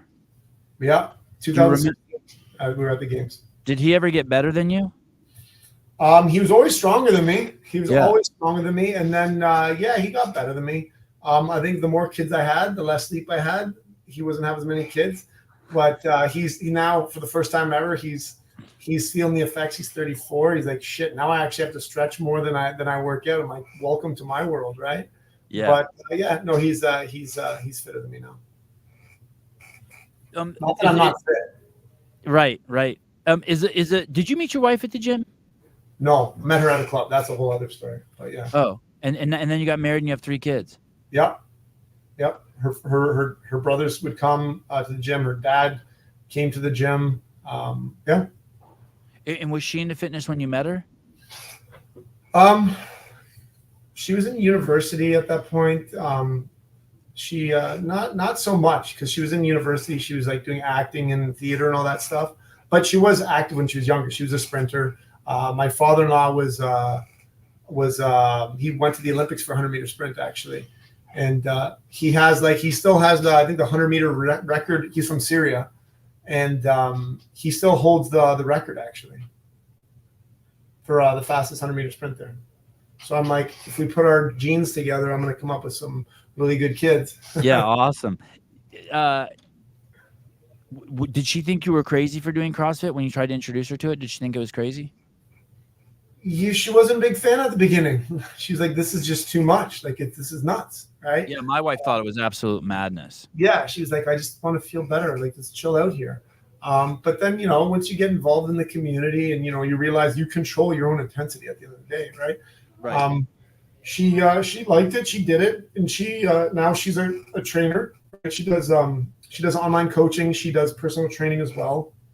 And she's like, it worked for me. She actually did bikini competitions. And after you met her, because you got her into fitness? Yeah, I got her more involved in fitness. So after I met her, and she ended up winning her like a bunch of competitions, actually. And a big one was Fitness Insider, which is like a media and magazine company. And all she did was CrossFit. Wow. And we're not ignorant to be like, okay, you need to respect the sport. You need to do what you're doing. But 80% of her training was CrossFit. She was lean because of CrossFit, and she had a well-balanced diet. And luckily, she didn't have to take any diuretics or do any Anavar, any enhancements, because she was in such great condition without even knowing that she was 4 weeks pregnant, actually. When she won. Oh my God. Oh yeah, which is pretty cool. But it just goes to show, if you try to be as healthy as you can, thank God, because who knows what comes up, right? She was 4 weeks pregnant. She won a bikini contest. Yeah. Oh yeah. Was that with your first kid? First, that was second. Wow, that's amazing. Yeah. She's. Hey, was that scary at all? Because she had to get so lean and she was pregnant. Was she like, oh shit, that wasn't smart? No, because she balanced. She's not like me. Like, I'm fat at heart. Like, I don't have an off switch.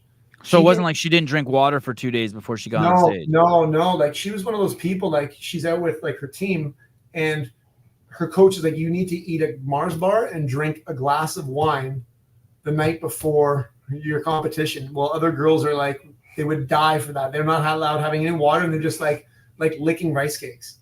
They wanted to kill her, actually. Hey, does she speak Arabic? She was born in Syria. She moved when she was like 7 or 8, I think, to Canada. So she's like full-fledged Habibi. Wow, that's awesome. Yeah. I drove one time.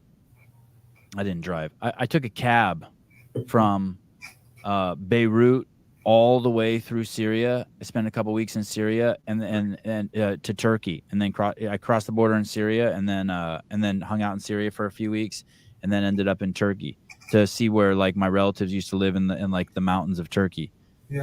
Before the war, before I guess it was World War I.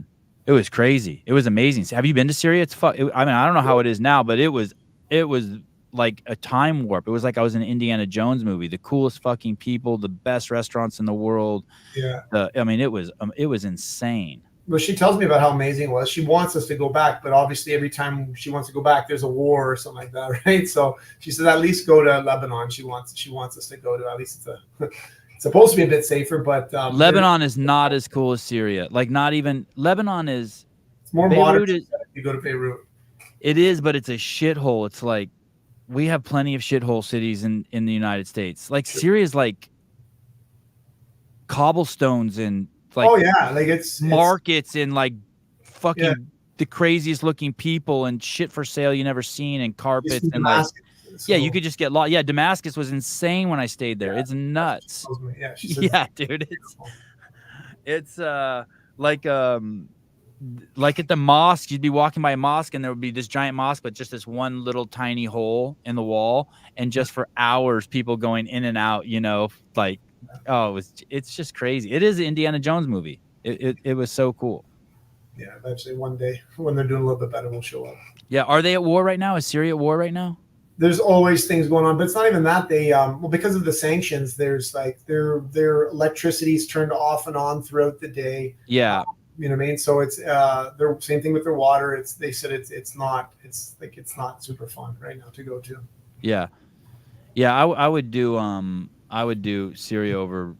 I mean, Lebanon. I mean, obviously, there's tons of beautiful places there, but Syria is just unreal. And the history in Syria is unreal. Yeah, it's one of the oldest, or is the oldest city in the world, Damascus, right? So yeah, there's a lot of history there. Third gym? Any chance of a third gym? No chance. No chance. And why is that? We get asked all the time. You know what? Because this is a people-driven business, right? It's not like I'm selling a product. Okay, go buy my product, and when you need to buy a new one, then I'll talk to you. You need to maintain relationships, and obviously, if you have better systems, you can do that. But we want to put our energy elsewhere, to be honest with you. So I think we're pretty strong and adamant about not doing it. We've had it's amazing how many people have asked us to open different ones or be partners with them in other areas in Ontario.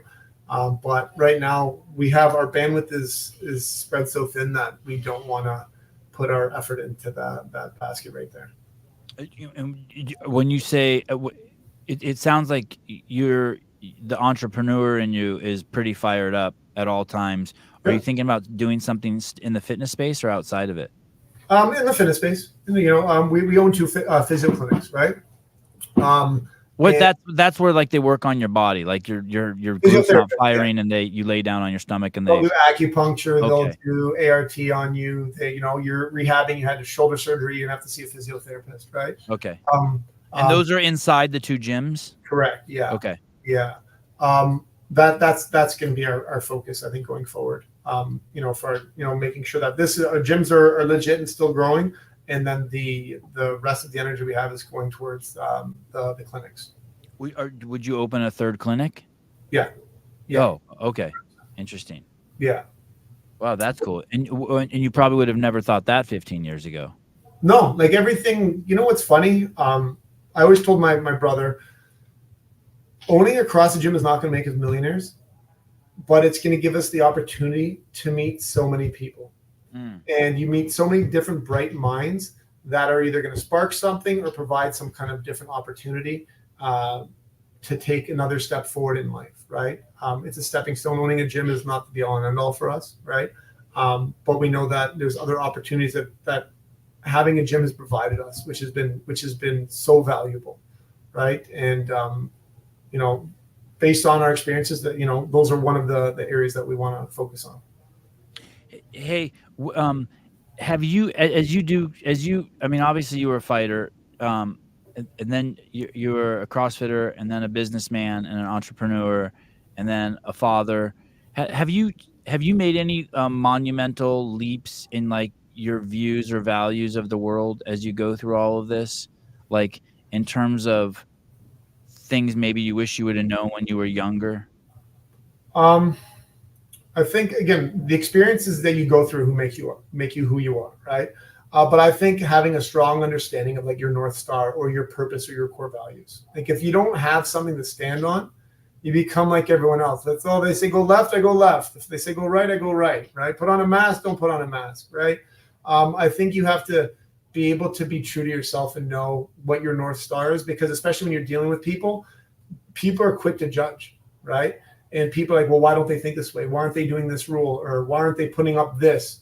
I have to be strong enough to be able to be like, this is why I choose not to do it. And this is who I am. And that means I'm going to create a culture that understand who we are, and they're going to be more with us, and they're going to be more loyal to us because we all stand for something. So I think understanding who you are, and that will, everything else should take care of itself, because you know what you want after that.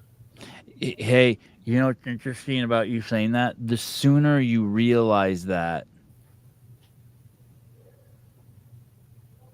the more you'll have a healthy growth in your life. So I hate to use Rich Froning as the example, but he likes to hunt and bring food home to his family. Yeah. And so he shot an animal, put it on his Instagram, and he lost 100,000 followers. The bear. Yeah, the bear. Yeah. Yeah. And it's like that's who he is, and the sooner that you realize that, the sooner that and I think that's kind of like the paralysis that corporate America is in and whatnot, because they don't know, their value is just to chase the dollar, and so they get so big and they're afraid to fall off. Yeah. Right. Yeah. And so I guess the sooner that you realize that as a gym owner and someone who runs a family, that's basically what you run, relationships and family, you'll attract the right relatives.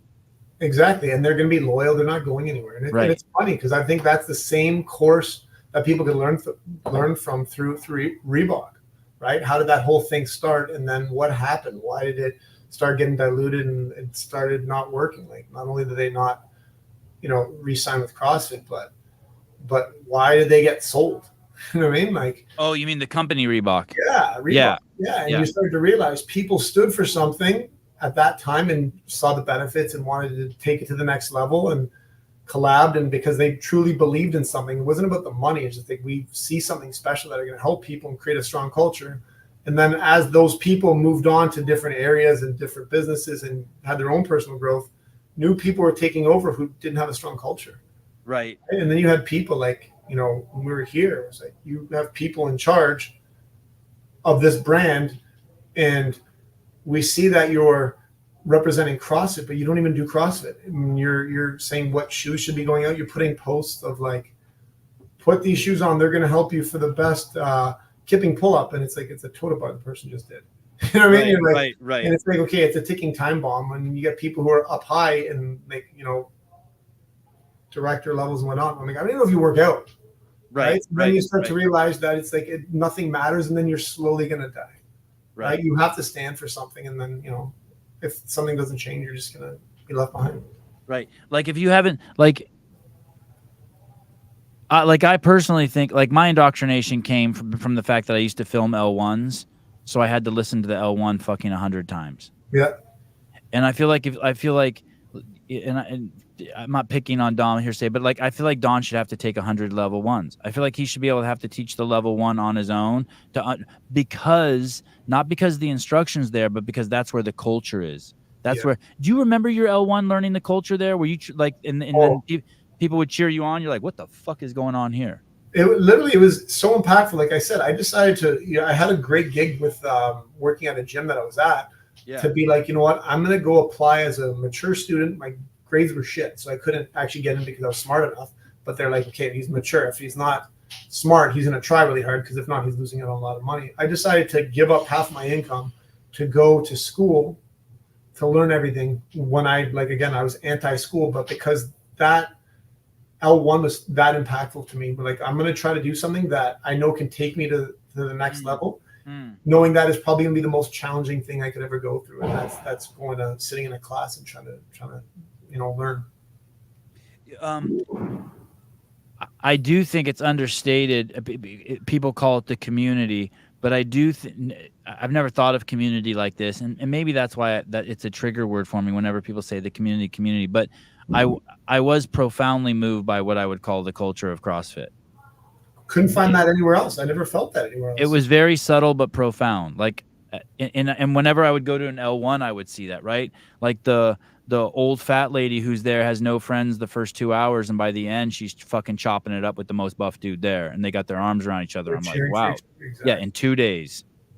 Yeah, exactly. And they're people who are willing to become uncomfortable, willing to expose themselves on a daily basis, do all the things that they don't want to do, but they know that it's going to take them to where they want to be. Like, how could you not want to be around that person, right? It doesn't matter if it was CrossFit or something else. Like, that's where you want to surround yourself with every single day, because life can get tough. Like, you need to, recenter yourself. So it becomes a no-brainer, CrossFit or not. That community alone is where everybody should want to be, because it's going to change your mind. And people are coming to the. It's like, oh, hold on, Jake. It's like selling women's underwear and not wearing them. No. We'll talk about no, Jake. Good try though. I appreciate the simile you tried to do, but no, that's not. People are coming to the gym because of the other people there, and because of the staff there, right? So like all these people, people will be like, hey, I don't want to go to the gym. I don't want to lose. Or my mom used to say when she, after a couple of years of CrossFit, she didn't like to go on Saturday because it was partner day and she didn't want to slow the younger people down. But the thing is everyone's going there. 50% of the reason they're going there is to see all those people. Yeah. And so it's like, hey, just go. Like no one, when the workout's over, no one cares. You know what's funny? Again, being around long enough where people come and go over years, right?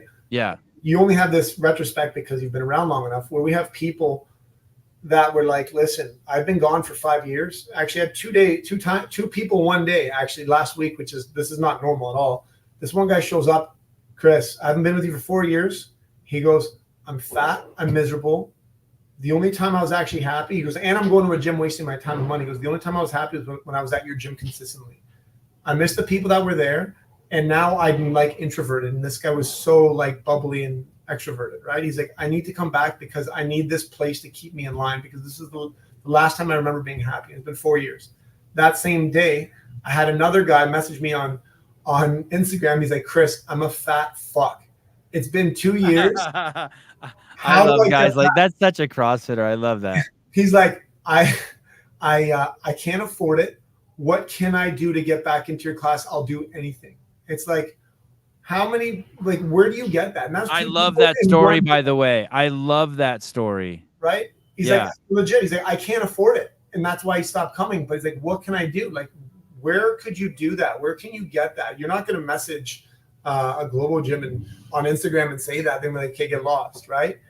It's impactful, right? And to have that in one day, like, this is clearly we're doing something right. Some guy was gone for 4 years. Another guy was gone for 2, right? And you see that. And it's more common than not that they miss the community. People are coming back because of the community, right? So it's. Hey, if someone says that to me, and I don't fucking own a gym, but let me take a stab at that. I would say to him, okay, you can come work out here for free under these stipulations.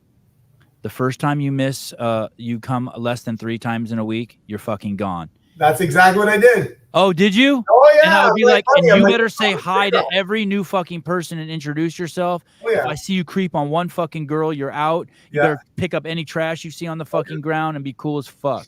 Yeah. There's stipulations. Like, if you're not here tomorrow, I go, I'm getting the person to sign you up right now. I gave him a bunch of different things. Yeah. But, because he could be my marketing tool, right? Yeah, right. But I'm like, you better add value. I'm going to use you. You ready to get used? Exactly. Yeah. You're starting tomorrow. If you're not here, you're done, because that means you don't care. And sure enough, Did he come? Yeah, oh, he came. He's so thankful and so happy. He's telling his friends, right? So there's, you know what I mean? So like, potentially, if he's used properly, he can provide way more value than that monthly membership that he's paying, right? Yeah. And he's thankful for it. That's how you can have lifers, right? So it's amazing. Oh, Dick Butter says you can creep on 2 girls per month. No, plenty enough creepers. We reached our quota for creepers. Hey, dude, I loved having you on. I appreciate your time. Congratulations on your success, your family, your life. You sound like just a great dude and a great role model for humanity. Thanks for being you. I appreciate you having me on, because once I told people I was on your podcast, like, you're going to really be on this podcast. Like, you reached out. Like, that's amazing. I think they're more excited than me. So, your brand speaks for itself, and I appreciate you having me on. Cool. Yeah. Thank you, dude. And We have each other's number. Let's stay in touch. Oh, you're a WhatsApp guy. You guys WhatsApp me. Oh, we did WhatsApp you. Oh. Yeah, so I'm a whatever guy. So anyone we WhatsApp, we think less of. I can't believe we WhatsApped you. Thank you. Do you have an Do you have an iPhone? It's we probably thought you were in a foreign country, which I guess kind of you are. Do you iMessage? I do. Okay. Does it? Okay. I'll probably switch our comms over to iMessage. Whatever you want. Okay. Thanks a lot. All right, dude. You the man. Talk to you soon, Chris. Ciao. Bye. Cristini Athletics. Cool dude. Beautiful kids, beautiful wife. Fucking killing it, changing people's lives. iMessage is so shit. All right.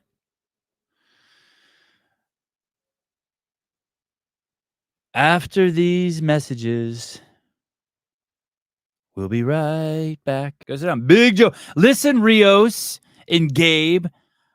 You guys can't use songs like that on a commercial? What the fuck are you guys thinking? That's definitely going to get me a, hey, what are you doing? Go sit down. Make your debut. You've never been on the show. Come on. Make your debut. Let's do it. Big Joe. Big Joe. Yesterday, Joe did D-ball slams. 3-pound D-ball, single arm D-ball slams, right hand, left hand, right hand, left hand. He did death by 50-second clock. He got 30 rounds. So by the end, he did 30 slams. It's a pretty cool move. You just take a small little D-ball that weighs 3 pounds. You can use any weight you want. And you slam it down with one hand, catch it with the other hand, and you squat and you do that full extension at the top. He did 1, 2, 3, 4, 5, 6, 7, 8, 9, 10, 11, 12, 13, 14, 15, 16, 17, 18, 19, 20, 21, 22, 23, 24, 25, 26, 27, 28, 29, 30 rounds. He had to finish as many as he could on the 50-second clock. And then did you do anything else after that, or that was the workout? Did you do any? I think he walked forward on the assault runner, 1 minute on, 1 minute walking backwards for 10 minutes. And then from there, he went straight. So that, I don't know, that took, we trained for an hour in the garage. Then he went over to maybe a little more than an hour. Then he went over to tennis academy, played hard tennis for an hour.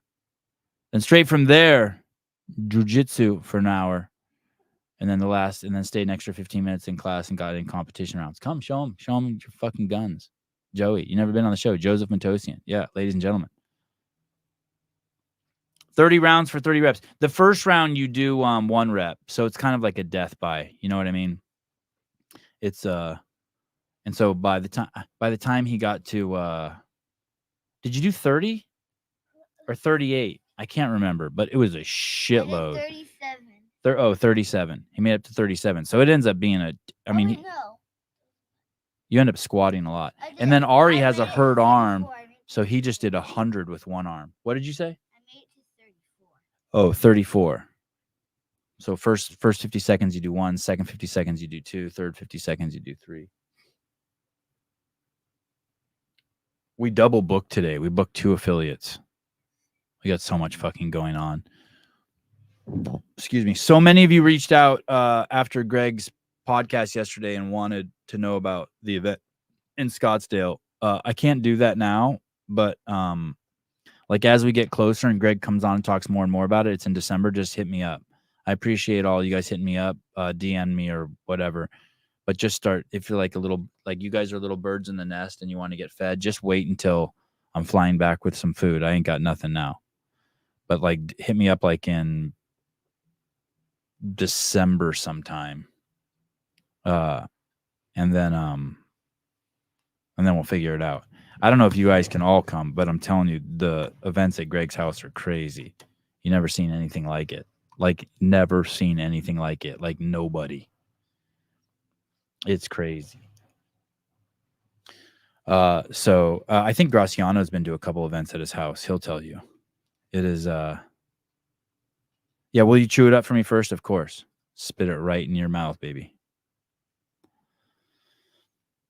There was a crazy question yesterday. Oh, what's the downside of organizing of CrossFit working with the PFAA? You know what I realized after watching Andrew Hiller's video yesterday? The PFAA is like Noble before they had shoes. They're just like a nothing. I'm actually DMing with this guy. We're thinking about starting an Instagram account that's called like Professional Athlete Association or something. You know, just leave out one of the F's or something.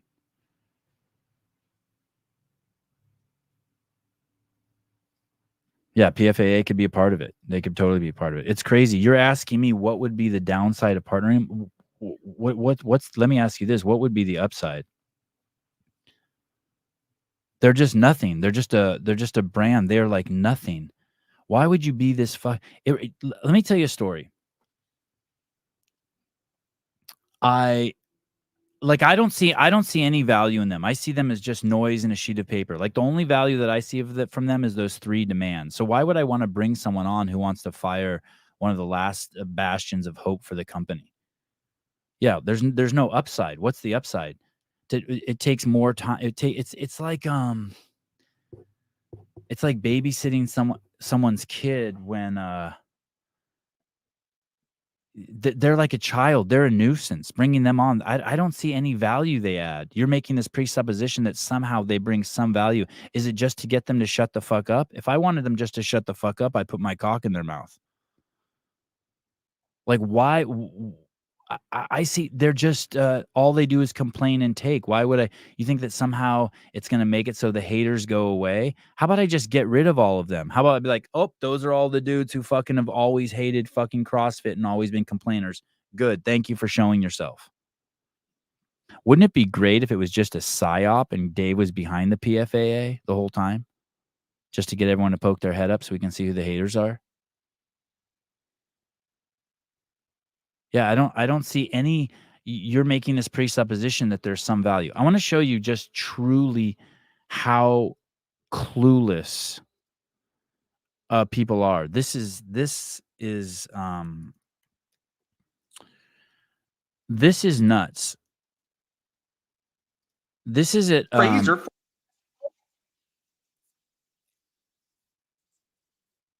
There's a montage in there in Andrew's video where he just says the trust has been broken, the trust has been broken, the trust has been broken, the trust has been broken, the trust has been broken, the trust, and they never tell you what the trust is that's been broken. And one person in the comments is like, Lazar died. That's where the trust has been broken. Okay. Like, I get that. We all get that. That doesn't mean you fire them. That's where you go back to the George Floyd thing. So some cops have broken trust. So you get rid of all cops and fucking now black dudes are getting fucking capped at fucking record pace. Is that your goal? Like, tell me you're making emotional decisions without telling me you're making emotional decisions. Is that how that line goes? It's absolutely nuts. Bernie Gannon, we can make a professional Sevon Chat association. Yeah, let's name it after me. No, I don't want to name it after me. What if someone dies? I'm going to get Ben Alderman and Blair Morrison on. And we're going to talk about the Northern California Classic. What a great event. But I also want to ask them why they even bothered partnering with those fucking ding-dongs. Like, what value did that give you? But listen to this. Listen to this. This is batshit crazy. And by the way, someone in the comments said, a couple people in the comments were like, Sevon's lying. Fikowski doesn't want Dave's job. Don't you remember a month ago when I told you about there was going to be a problem with that line? Luca gave his blessing for the event. I told you that a month ago. I go, they think they have a secret weapon up their sleeve and they're going to fucking make another emotional plea with this best. Luca's family gave a blessing. You think I just made that up? You think I'm making that up? That Fikowski wants Dave's job? You think I'm just like, I know there's about 200 of you who really get it. You guys know me. It's scary, maybe even better than I know myself. Because you guys read through the lines, I'm like, fuck, they caught that. Like things that I'm trying to explain to you guys, but without revealing my sources. Dude, when I do a whole podcast and the first thing I start with is I'm going to be disingenuous, this podcast, that's my way of saying, like, hey, I can't spill the beans because I can't fucking bury some of my sources. You're not even going to believe what I'm about to show you. This is, it's crazy. I watched that video And then I kind of blocked it out. And then I watched Andrews, and my first takeaway was, oh my God, they're noble before they had shoes. They're rad before they had shoes. They're just a brand. They're nothing. They don't even know what they are. They're just kind of like, oh my God, I'm going to start a nonprofit. Well, what are you going to get behind? I'm not sure. They're just, I don't know if this is for me. Yep. And you're gay too. Fine.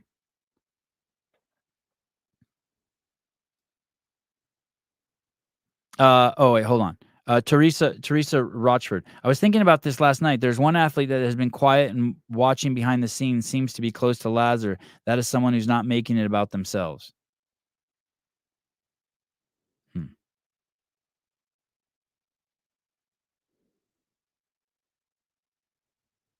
Savon, you can spill the beans.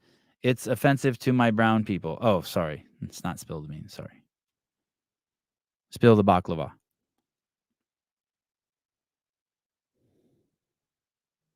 Oh, Adler. Jeffrey Adler.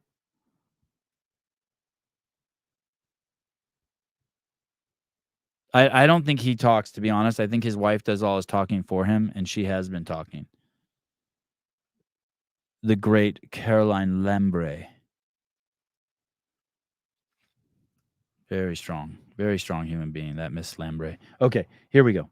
Or Roger Goodell. And CrossFit Games is different than the NFL. Someone's got to write the freaking workouts. Someone's got to have a vision. The last time I heard of someone's having a vision, it was like Wadapalooza 2018. That thing was a nightmare. Comp train. I don't even remember the other things, but comp train program something. You know. Okay, here we go. Get ready. Here it is. How I feel about that. One major part of Dave's role in the sport team is he programs workouts, and we have a lot of competitions and a lot of other people with a lot of experience doing that. And I think a team of people working together could achieve what he does at Fikowski starts tweaking. We have a team of, he writes workouts, and we have a team. You guys. Comp train. I don't even remember the other things, but comp train program something. You know how I feel about that. One major part of Dave's role in the sport team is he programs workouts, and we have a lot of competitions and a lot of other people with a lot of experience doing that. And I think a team of people working together could Fikowski gets the double blink fired up. Could achieve what he does at least the same level. I asked this the other day on a live podcast with Stefan and the crew, and I'm like, guys, what's Dave's job? Hey, what is Dave's job? What does he do? He runs the he programs the games. That's his number one job. Right. Taylor, shut the fuck up. You don't know. I know.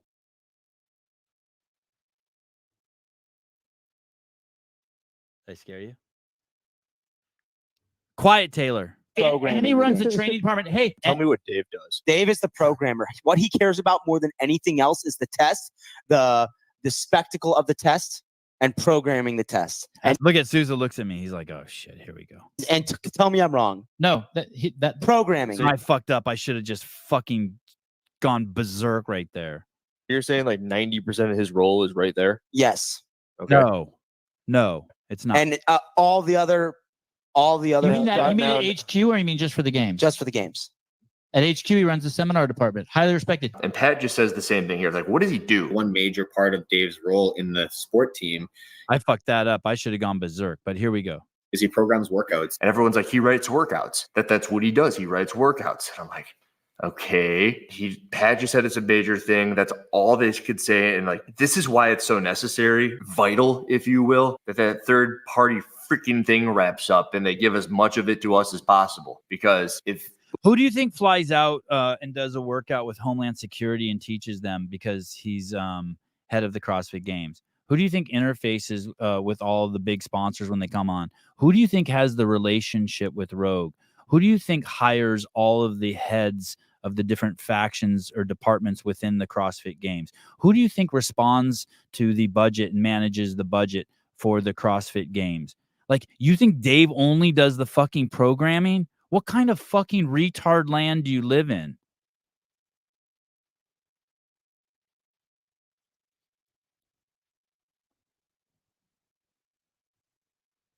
You think they can just pluck Dave out and it's just like nothing? Oh yeah, we pay. He's one of the highest paid guys at HQ, but all he does is sit around at the fucking ranch and write programs for the fucking games, workouts for the games. Are you out of your fucking mind? Who do you think keeps fucking morale high there? Who do you think makes sure that everyone fucking has leadership and knows what they're doing and stays in their fucking lane?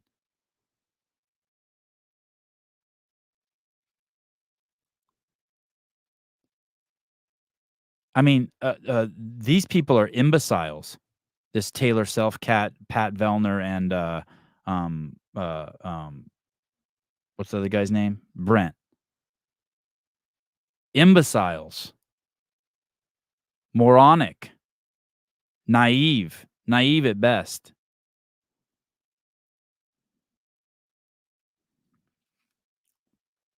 Dave was fired because he was part of the toxic culture. It was, in my opinion. So there was this list. That Emily O'Hearn and Jonathan Haynes had, allegedly. I've heard from several sources, and I was on the list. Dave was on the list. Justin Berg was on the list. Tyson Oldroyd was on the list. They had this list. That's why Don has got to get rid of fucking Annette. He has got to fucking get rid of her. Just imagine they just fucking weaponized fucking human HR. Oh, of course the woke hate him at HQ. They fucking, of course they hate him.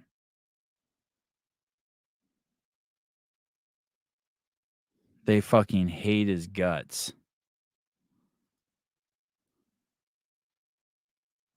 They fucking hate him.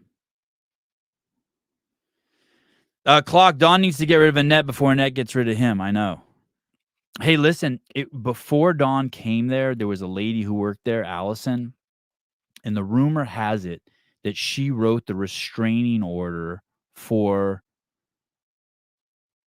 The way I heard the story was that she wrote a restraining order for this chick, Emily O'Hearn's husband, to stay away from her when Emily was supposedly banging Jonathan Haynes.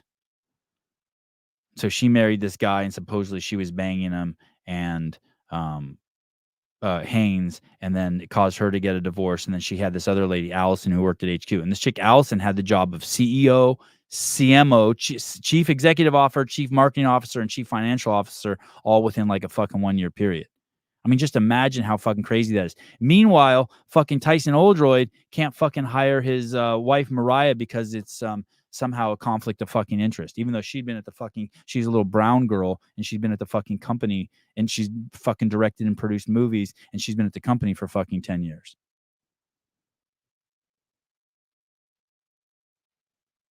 It's fucking insane. I just wish Brent and Pat would just fucking leave and start their own fucking thing. Then come on my show. I'll help them promote it.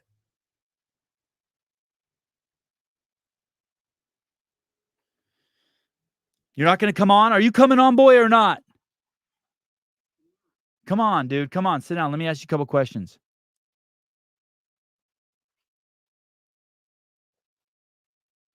Come on. No one can even see you. I won't turn on the camera. I'll just turn on your mic. Look I won't turn on your camera. Just talk to me a little bit.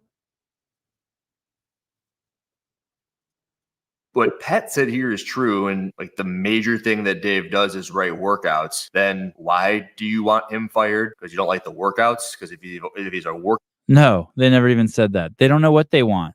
They're like fucking Noble or Rad. They're just fucking confused. They're just like a brand. We're just a brand. We're a lifestyle brand. We don't offer anything. We only take. Workout writer, you fire him off the basis of not liking the workouts. How major is major? 80%, 90%, 99%. Then the other 1% is what? You brought up trust earlier. It's just interesting. That's why I think that everything in relation. I love how tempered Andrew is. Sex, lies, and DEI. Yeah. I heard another great one today, that Annette and Haynes and Emily went on vacation together. Who knows if it's true? Man, Annette must be so bummed that she lost 2 of her fucking primary assets. It's like Putin losing his 2 best spies. It's fucking crazy. Those 2 probably worked there, I don't know, let's say 6 or 7 years. I bet you I did more in my least productive 2 weeks than they did in the whole 6 years.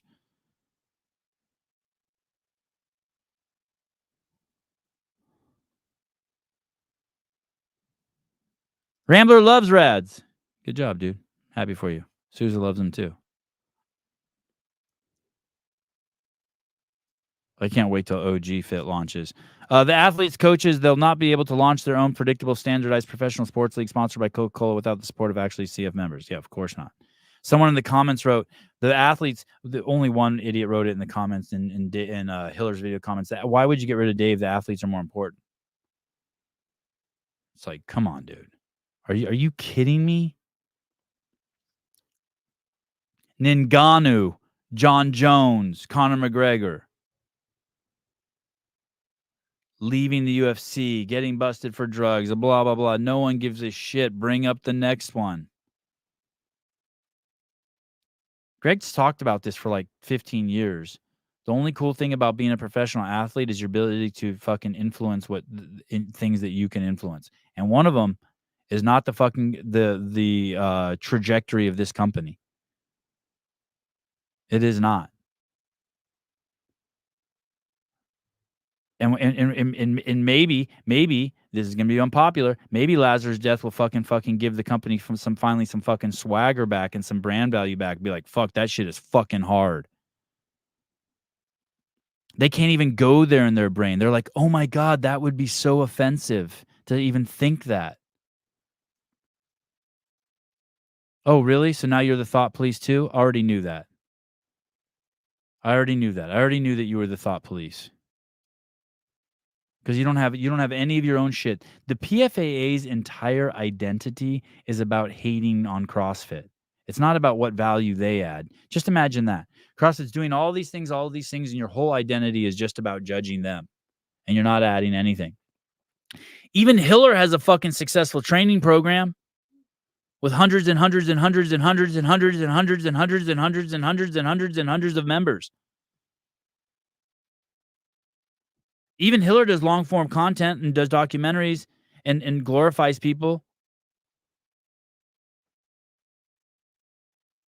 The great Will Leahy.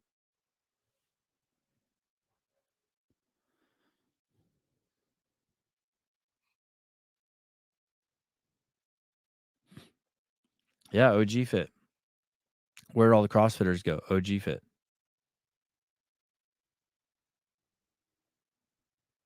No, I don't have a sore lat. Good guess, though. I was itching something back here. I did do, the other day, I can't believe I'm not sore. I did 50 squat cleans with 95 pounds. I still got it. I couldn't fucking believe it. I still got it. The first 10 were slow. Whew, they were slow. They weren't even, the first 10 weren't even squat cleans. I just power clean front squat. But the last 40, I did a triplet. I did 5 squat cleans with 95 pounds, 3 chest to bar pull-ups strict. I only do strict pull-ups, and I almost only do chest to bar pull-ups. And then I did what was the other movement I did? And I did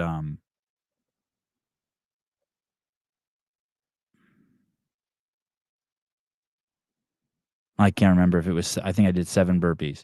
So I did 5 squat cleans with 95 pounds, 7 burpees, 3 chest to bar pull-ups for 10 rounds. I always do 10 rounds.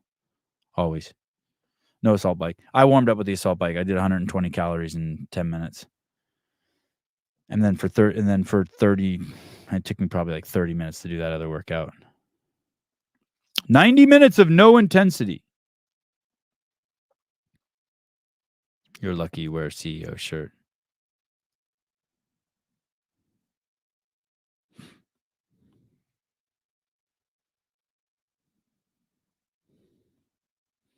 Marlo, you've douche canoe. I wish you would stop watching this show, dude. I really would. Go do something else, dude. So the last 2 years didn't exist, run smoothly. Dude, say something. That's the kind of shit. Do you see what you're doing? Just say something, dude. You're not saying anything. Say something. Be like, how about this? Last year at the games, 50% of the tickets that were assigned, there were no seats available for, and the people got ripped off. Like, say something, dude. You're just a fucking, like, my crickets communicate at a higher level of function and fidelity than you do in my backyard at night. Say something. Dude, they don't make my platform bigger. They do not make my platform bigger. You're fucking confused. Let me tell you the list of people who won't come on the show. Let me tell you. By the way, for anyone who thinks, so do you know why? Listen very carefully here.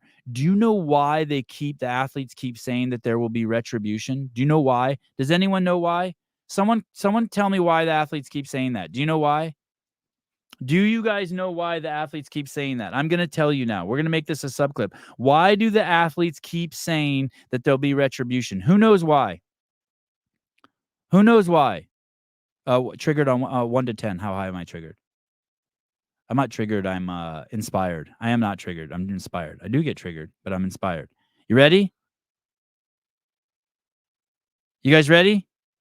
Why do the athletes keep, and by the way, if you're going to do a triggered, like a 2, thank you. I always like the ratings of the triggered. 2 triggered, 10 inspired. Why do the athletes say that there will be retribution? Why do they say that? Do you know why? Does anyone know why? It's so easy. It's psychology 101. It's textbook. Why do they say that? Tell me, someone. Why do they say that? Come on, guys. Come on, guys. Tell me. You ready? You know why they say that? Because if they were in charge, that's what they would do. You're very close. I'm going to give it to you. I'm going to give it to you. You ready? That's it, Daniel. It's very close.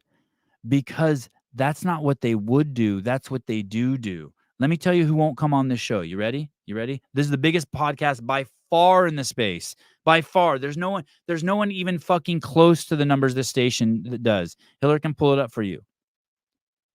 Not even close.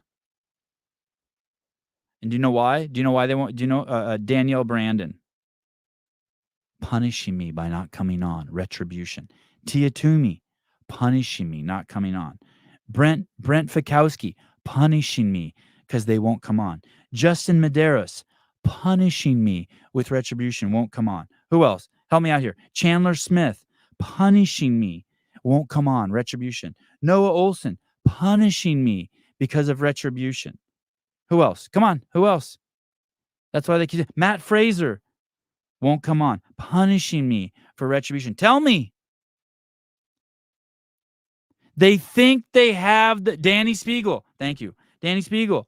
They think they have the power. Laura Horvath, thank you. Punishing me for retribution. Don. Don. I've invited him on the last 3 times. He hasn't come on. He hasn't told me he won't come on, but.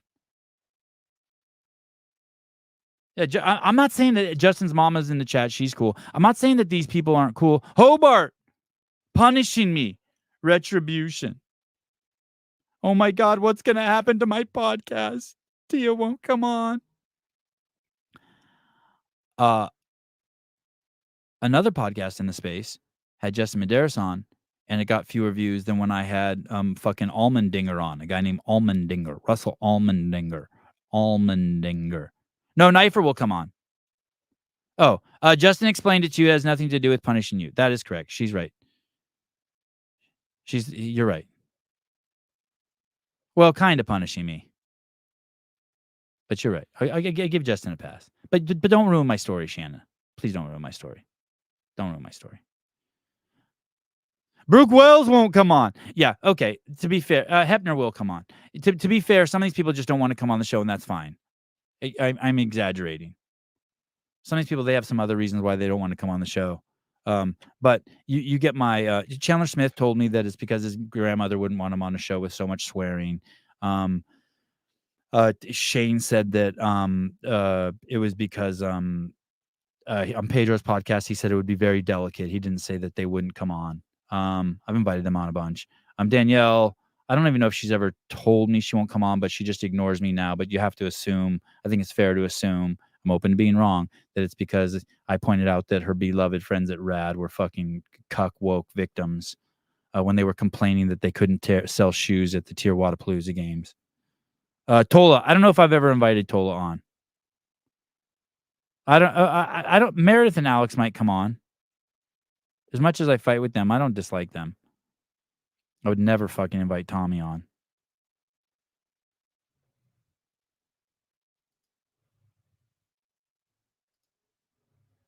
Hi, Shanna. I saw beautiful Shanna Medeiros and her super hot daughter at the Northern California Classic. That was cool. I thought she'd have a margarita for me. She did not.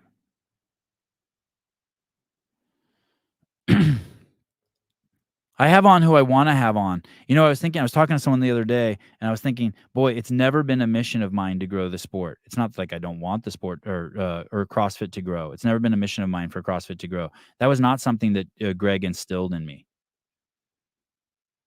Like, it was my mission was singularly focused on adding value.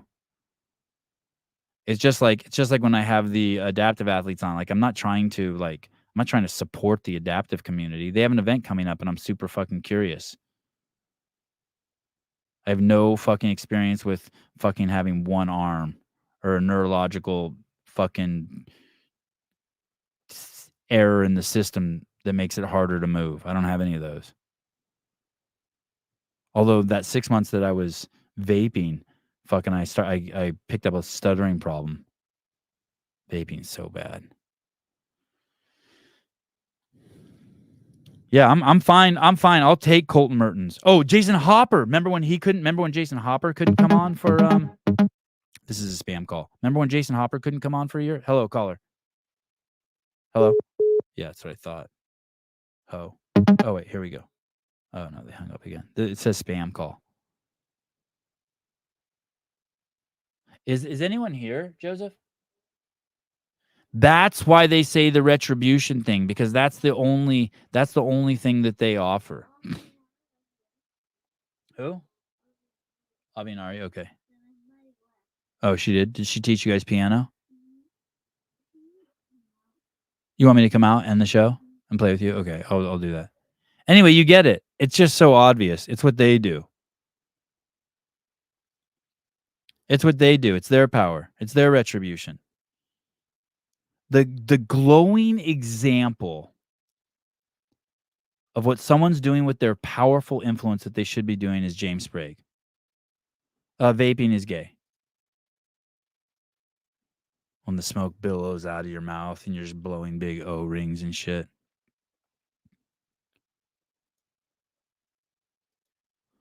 The glowing example is James Sprague. He uses his platform to talk about what he's singularly focused on, which is God. He talks, and his dad and his wife. Those are the people that, like, you how do we know that? Because he's always talking about them. I met his brother at the games. His brother's cool as shit.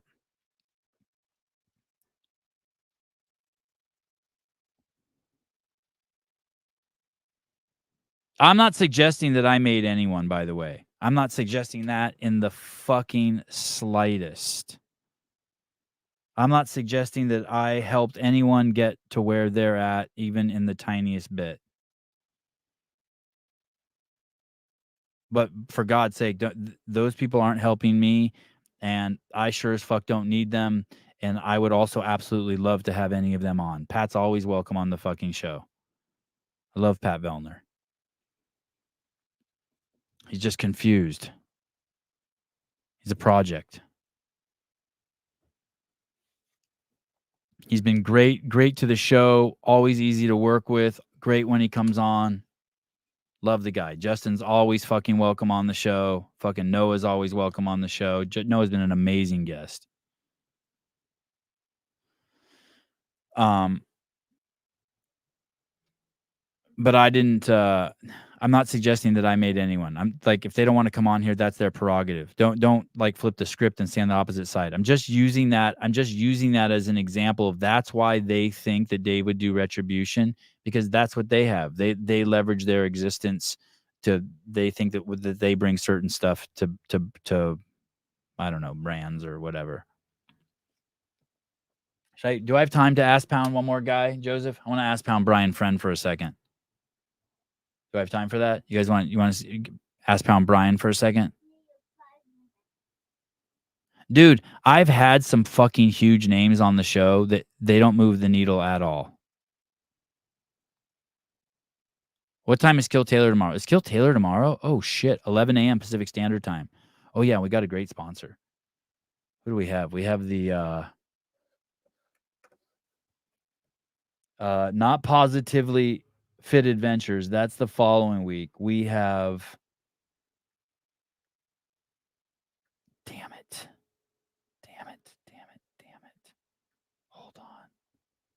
Hold on. The Wolf Pack. Stay Hungry Pack. The Pack. The Pack Fit. The Pack Fit. The Pack Fit. Jake Chapman. That's what I do to your mom. Pack Fitter. If you know what I mean. Pack Fit tomorrow. Performance and fitness coaching in person and remotely. Our goal is to motivate, educate, and inspire you to live a healthier lifestyle. Followed by Tom Guerin and Paper Street Coffee, plus 4 more people I follow. Oh, Tyler Watkins follows them. Sugar Free Revolution, Karn Thompson, endorsed by Greg yesterday. Coach L follows them. Pit Team Throwdown follows them. Affiliate Collective follows them. First 4 Monster Games follows them. Wow, they got some good followers. Mark Moss from Uplift follows them. Okay, that's enough. Yeah, people, they're just projecting their own shit, their own insecurities, their own entitlement. Retribution. Please.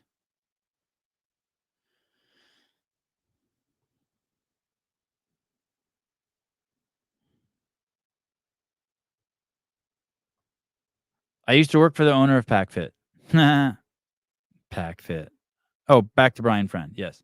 So I guess Brian said on his podcast that I guess he was complaining or pontificating. I'll give him a little leeway on the fact that he goes to Serbia and he goes to all these places for these tiny little events and that other people aren't covering them. And that before I said something that I liked the fact that he did stuff out of the box or whatever. It's like, dude, only focus on the good stuff that I do. I'm on the air every single fucking morning. I share my platform with other people who want to fucking work hard. Don't ever fucking mention my name in any way that makes it seem like somehow you're doing something that I don't do and that I should be doing what you do. I do not want to you're tainted. I come on here every morning. I have a huge variety of guests. How about the fact that I say you never support affiliates? What if I said that? I have a fucking affiliate video competition. I mean, my resume is so crazy it's embarrassing to say it. My active resume and my contribution. Shut your fucking pie hole, dude. Only say fucking nice things about me.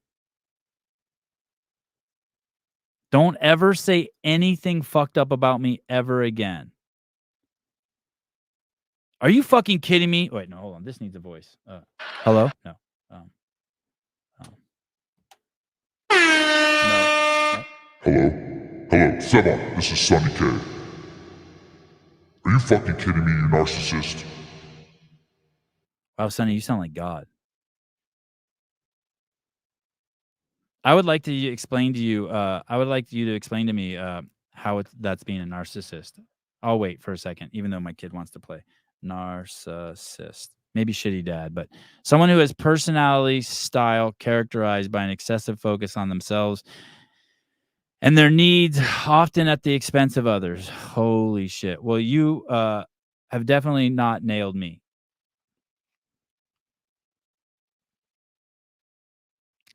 Maybe self-promotional is what you meant? No, this is fun. I like this. You're getting sidetracked. Oh, because you want me to go back to Ask Pounding Brian? Oh, not you, dummy, the professor. Oh, fuck. Not you, dumb shit, the professor. Oh, fucking moron. You're not a narcissist, you're a moron. Okay. Settle down. So I'm a moron. Fine.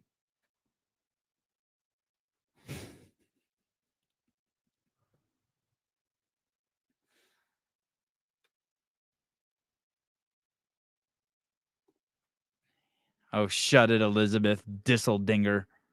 Wait, where is she? Where's Disseldinger? Where did she put? Elizabeth Dissinger. Oh, quiet. So I'm dumb. Whatever. You shut up too. 49er Chica. Fucking go on a rampage. I'll pack fit all of you. Only a narcissist would think that was about him. Oh, son of a bitch, Bernie. Even Bernie's turned on me.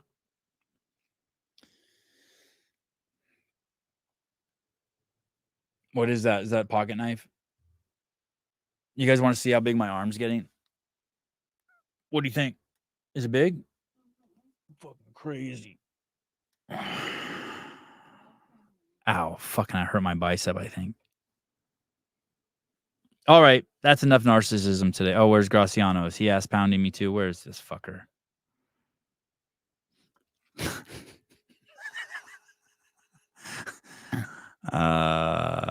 He'll give you the shirt off his back and lice from his head. You hoe.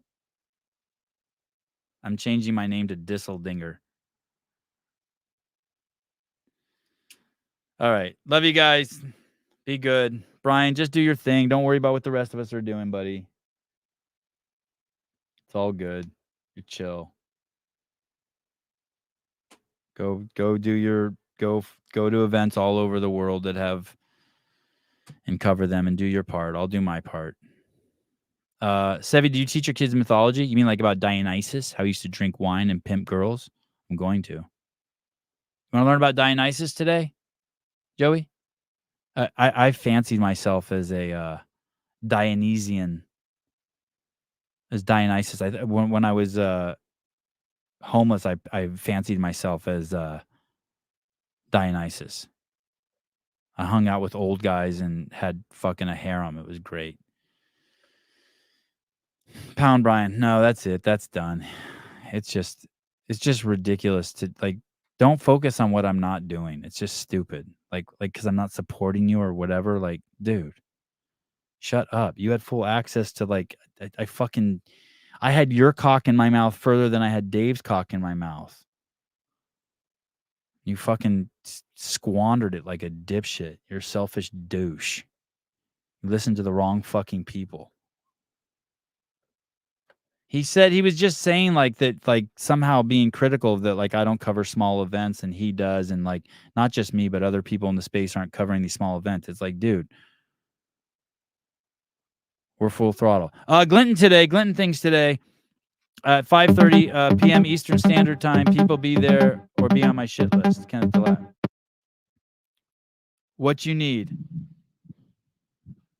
What's up, Hans? Yo, what's up, Savant? What's up, dude? Great meeting you in person, dude. You're cool as fuck. Great meeting your girlfriend or fiance or wife or whoever your chickie was. Hey, likewise, man. I appreciate it. We're getting you scheduled. We're getting you scheduled to come on soon. Yeah, I texted back Souza. Souza texted me a couple of dates. Okay, cool. Bitching. Awesome. Hey, so I wanted to say, since you're talking about Brian Friend, 2 years ago when you had all the athletes on who were going to the games. Yeah, hold on 1 second. I got a little pop that happens in my phone. Let me reset the phone so I can hear this good. Hold on. Reset, Bluetooth, reconnect. Okay. Are you there, Hans? There we go. Okay, go ahead. So start over again last year or 2 years ago? Yeah, is it a little bit better? Can you hear me? Yep, that was my fault. Much better. Okay. Yeah, so 2 years ago when you had all the athletes on before going to the CrossFit games. Yes, sir. During that time, it was really cool because I watch a lot of CrossFit, CrossFit media and Brian Friend. He's always talking about all the athletes. And so one of the things that I thought was really cool is, I mean, you were putting out more media than he was during that time. And you had all the athletes on and you were interviewing a bunch of people. And one of the things that was awesome is that I was out of town with one of my buddies who was getting married, and we were watching the CrossFit games. And during that time, it was a bachelor party. And so my buddy who was getting married had all these friends who didn't do CrossFit. They didn't know anything about the CrossFit games. They didn't know anybody in the space.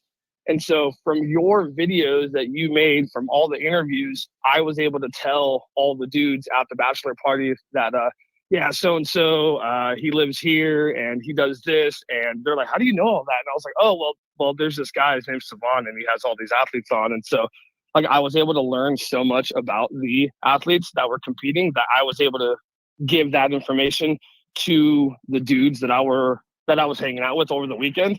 And it was funny because they were starting to remember the athletes that were competing from the stories that I was sharing from your podcasts. And so I was able to pretty much make fans of people who were competing through the information that you were gathering from the podcast. So I thought that was really, really rad. That's cool. Make sure you tell them about Gracie Walton next.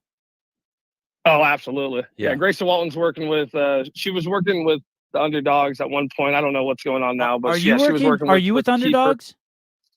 Yes, sir. Oh, that's cool. Under Kotler? Somewhat. I don't do personal training. I don't do like personal programming, one-on-one stuff. But I mean, I've been with Underdogs since the first day that they started. Oh, that's cool. Slap Kotler around a little bit. I like Kotler. Tell him to fucking get off fucking PFAA's dick and get on the Dave train. Kotler's a passionate man. He's gonna fight with whoever's in charge. He needs to know that. Like, that's in his character. It has nothing to do with. Oh, Dave. absolutely. I mean, he speaks his mind on Instagram comments. He's throwing shit around. Yeah. Yeah. Do you think you're gonna try? Are you gonna try to win the 500 tomorrow? What time is it? Because I got class. I coach at 8:30 in the morning. 11 a.m. Pacific Standard Time. Pacific Standard. That's us, right? Yeah, that's 11. Oh shit, that's right during my training session. Yeah, I'll probably hop on. Yum. Get it. Hell yeah. Hey, did you meet Stu? You know what? I did. Funny enough, I was in the handstand walk workout right next to him, and Hiller walks up in between me and Stu, and Hiller is looking at me, or he's looking at Stu first, and then he puts his camera down and he goes, oh hey, what's up? And I'm like, hey, what's up, Hiller? And then I tell Hiller, I said, hey, who you got? And he was like, for what? And I was like, for the workout. And he was like, for everyone? I was like, no, between me and him. And I had no idea who Stu was. And so Hiller looks at me, he looks at Stu, and then he goes, all right, you're not going to like this answer because it's kind of a cop-out answer, but I think you're going to beat him on the gymnastics, and then he's going to beat you on the handstand. And I was like, okay, that's okay, I'll take it. And he was like, it might be a cop-out answer until I'm right. And sure fucking enough, he was right. Oh. Stu's cool as shit. He is a cool dude. He reminds me of my old haircut. Oh, you used to have that haircut? I used to have long hair with it right before I went on Kill Taylor. Yeah. You guys would have kicked my ass even more. Right before I went on Kill Taylor, I had a man bun. Oh, awesome. Yeah, I really like Stu. I like his hair. I just like everything about him. He's cool. Did you meet his chick? His chick looks like the Hawk Tui chick. I did not, but I heard you talking about that. That's hilarious. Yeah, it's crazy. All right, dude. Well, thanks for calling, and hopefully see you tomorrow. And thanks for the story. Yeah, absolutely. I'll talk to you soon. Okay, bye. All right, later. Anyone can call in and tell me how great my show is anytime they want. All right.